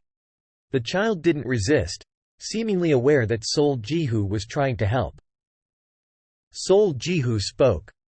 Don't ever do something like this again. The leader shot his head up. You mean? If I catch you doing this again? Oh, of course. I'll wash my hands clean and never touch this line of work again. I don't know about the guys behind me, but I swear I'll never do it again. Thud. The leader repeatedly slammed his head down until his forehead began to bleed. The man's act erased any thought Sol Jihu had of fighting, and he turned around. You promised. Yes. You can go. Thank you. Thank you for sparing me. The leader hurriedly got up. Sol, this is your problem. You're too kind. Exactly. This is the perfect opportunity to make some side money. We would be more than justified too. Kia. Just imagine how much we'll make wiping them out and selling off their equipment. Hearing the murmurs coming from the distance, the leader shuddered. He immediately stormed off, leaving his subordinates behind and caring only for his own life. What? Why did he? The subordinates' murmuring only lasted a moment. Once some of the more quick-witted ones ran off, the remaining members of the group were swept away by the atmosphere and began to escape. What a waste! What a waste! Cho Hong smacked her lips as she rubbed her thorn of steel. Asterisk. After the poachers all ran off. Hiya! Ni. The two sisters rejoiced in each other's arms while Sol Ji-hoo smiled heartwarmingly. He then turned around, hearing muffled laughter coming from the back. The usually cold Kazuki was giggling. What? Ah! Kazuki glanced in the direction the poachers ran away, while still smiling. I was just thinking how he's still the same. You know, that leader. You know him? Just his face. We're from the same area. The tutorial was pretty fun with him around. What kind of a person is he? Kazuki tapped on his eyes with his finger. He's sharp. Quote. He is incredibly good at reading the atmosphere. His instant situational judgment ability is also awe-inspiring. He passed the tutorial and the neutral zone with this ability alone. Sol Ji-hoo tilted his head. He didn't think he gave off that many hints. Of course, he was planning to throw his spear the moment he retrieved Harrio's little sister. Did that man see through this? How interesting. Maybe I should have checked his color with my 9 eyes. Sol Ji-hoo shook his head. Then, he faced Teresa, who was talking into a communication crystal. He left the two foxmen to Teresa's care. As going into the Federation's territory thoughtlessly might cause unnecessary misunderstandings, Teresa suggested that they contact them first before crossing the border. Since Teresa had connections with the Federation, there should be no reason for them to refuse. The only inconvenience was that they had to contact the Federation through the royal family. Yes, father. Huh. Sleep? At that moment, Teresa's voice suddenly went up a notch. What do you mean by, yes? After a short while. Got it. Thank you, father. Teresa hung up and got up. He said he let the Federation know about the situation. Since the Federation said they would contact their border security, we should be able to enter. Did we promise to meet somewhere? No, they said they would find us once we enter their territory. Also, Teresa breathed out a long sigh. She hesitated with a puzzled expression before quietly continuing her words. He said we must never sleep until we meet them. Come again? I don't know either. That's apparently what the Federation said. They asked if we made contact with the Foxman children, then told us not to sleep until they found us. Teresa shrugged, saying they didn't exactly explain why. Sol Ji-hoo nodded. Well, I'm sure they'll tell us once we meet them. We just have to not fall asleep until we meet them, right? Teresa's eyes curled to a crescent shape. Yes, no sleep. Got it. Never. We must never sleep. Once she emphasized it a few times, Sol Ji-hoo paused. He looked back at her, only to see the seriousness of her expression gone and replaced by a strange smile on her face. Princess? I was thinking she's been too calm lately. What? All I'm saying is that we can't sleep. You didn't imagine anything weird, right? Sol Ji-hoo quietly glared at her, but Teresa continued innocently. Anyways, don't sleep. But if you think you're falling asleep, tell me. I'll be nice and help you, okay? Teresa closed then opened her hand while smiling with her eyes. Sol Ji-hoo sighed. Princess. Yes. Please speak. Please don't look at me like that. Teresa flinched slightly, her eyes opening wide. And please don't ask me strange questions. Oh, Tilda. Teresa whistled. You're pretty good. What do you mean? Sol Ji-hoo, HMPHED, before turning around and heading to the carriage. Asterisk. On the other hand. What? One of the poachers was jumping in shock from the leader's explanation. Say what? That was carpe diem. The panting leader frowned and shouted. Yes. How many times do I need to tell you? Why is carpe diem? How should I know? I was only half sure when I saw Kazuki, but that was carpe diem for sure. He then pointed his fingers at his subordinates, who were all making the same expression. You goddamn morons. How did you not know? What was that? Huh? You said I was mad? Ya bastards. If it weren't for me, we would all be dead by now. You know that. Ehu. My heart's still racing. Kazuki and the Archer of Steel, scumbag and even crazy bitch. Murmuring to himself, the leader breathed a sigh of relief before frowning. Hold on. Why is Kazuki with carpe diem? And that pink-haired woman has to be. But man, what a shame. We had more people. If we held someone hostage, we might have been able to get away with taking one of them back. When one of the subordinates muttered regrettably, the leader flipped out. You fucking idiot. You're still saying that. He beat his chest and spat out angrily. You dunce. Shit for brains. Use your goddamn head for once. Do you not know who that man was? The one with the spear? Yes. If they're carpe diem, who do you think he can be? The man's face instantly stiffened. He then stammered, as if he finally realized something. Don't tell me. Haremark's war hero. Sol Ji-hoo. Who else can it be? Hard gulps suddenly rang out from the crowd. He's the one who killed Undying Diligence, who's known as the second strongest army commander. Holding someone hostage? Yeah, I'm sure that would have gone swimmingly. And that pink-haired woman has to be Haremark's princess, Teresa Hussey. One wrong move and we would have all gone on the red notice. Even if we somehow managed to escape with our lives, we would have had to live as homeless rogues for the rest of our lives. Once he let out his pent-up fear, the leader began to run again. He wanted to get away from the danger zone as fast as possible. He felt like he wouldn't be able to calm down unless he made it to Eva. The subordinate followed the leader and asked, So what are we going to do now? What do you mean, what? Are you really going to wash your hands clean? You were just kidding, right? Of course I'm washing my hands clean. The leader shouted without a single shred of hesitation. For real? Yeah. Judging by that brief exchange, his fame isn't unwarranted. People say he ran around on the battlefield like a demon. I have a feeling the moment I do something like this again, he'll chase me down like a demon. The leader shook his head as if to shake off his fear. Anyways, I'm done with this. You guys do whatever you want. Don't blame me if you get yourselves killed. After shouting that, the leader dusted his hands and ran off. Same time. The demon that the leader was talking about was busy playing with two children.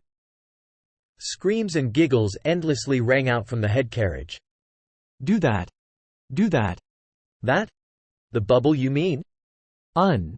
Pooh. That. Hario's younger sister, Heya, chirped while clapping her hands together. Sol Ji-hoo took out a piece of gum from his pocket and plopped it into his mouth. Heya was much more affable than her older sister. Rather, she was more active.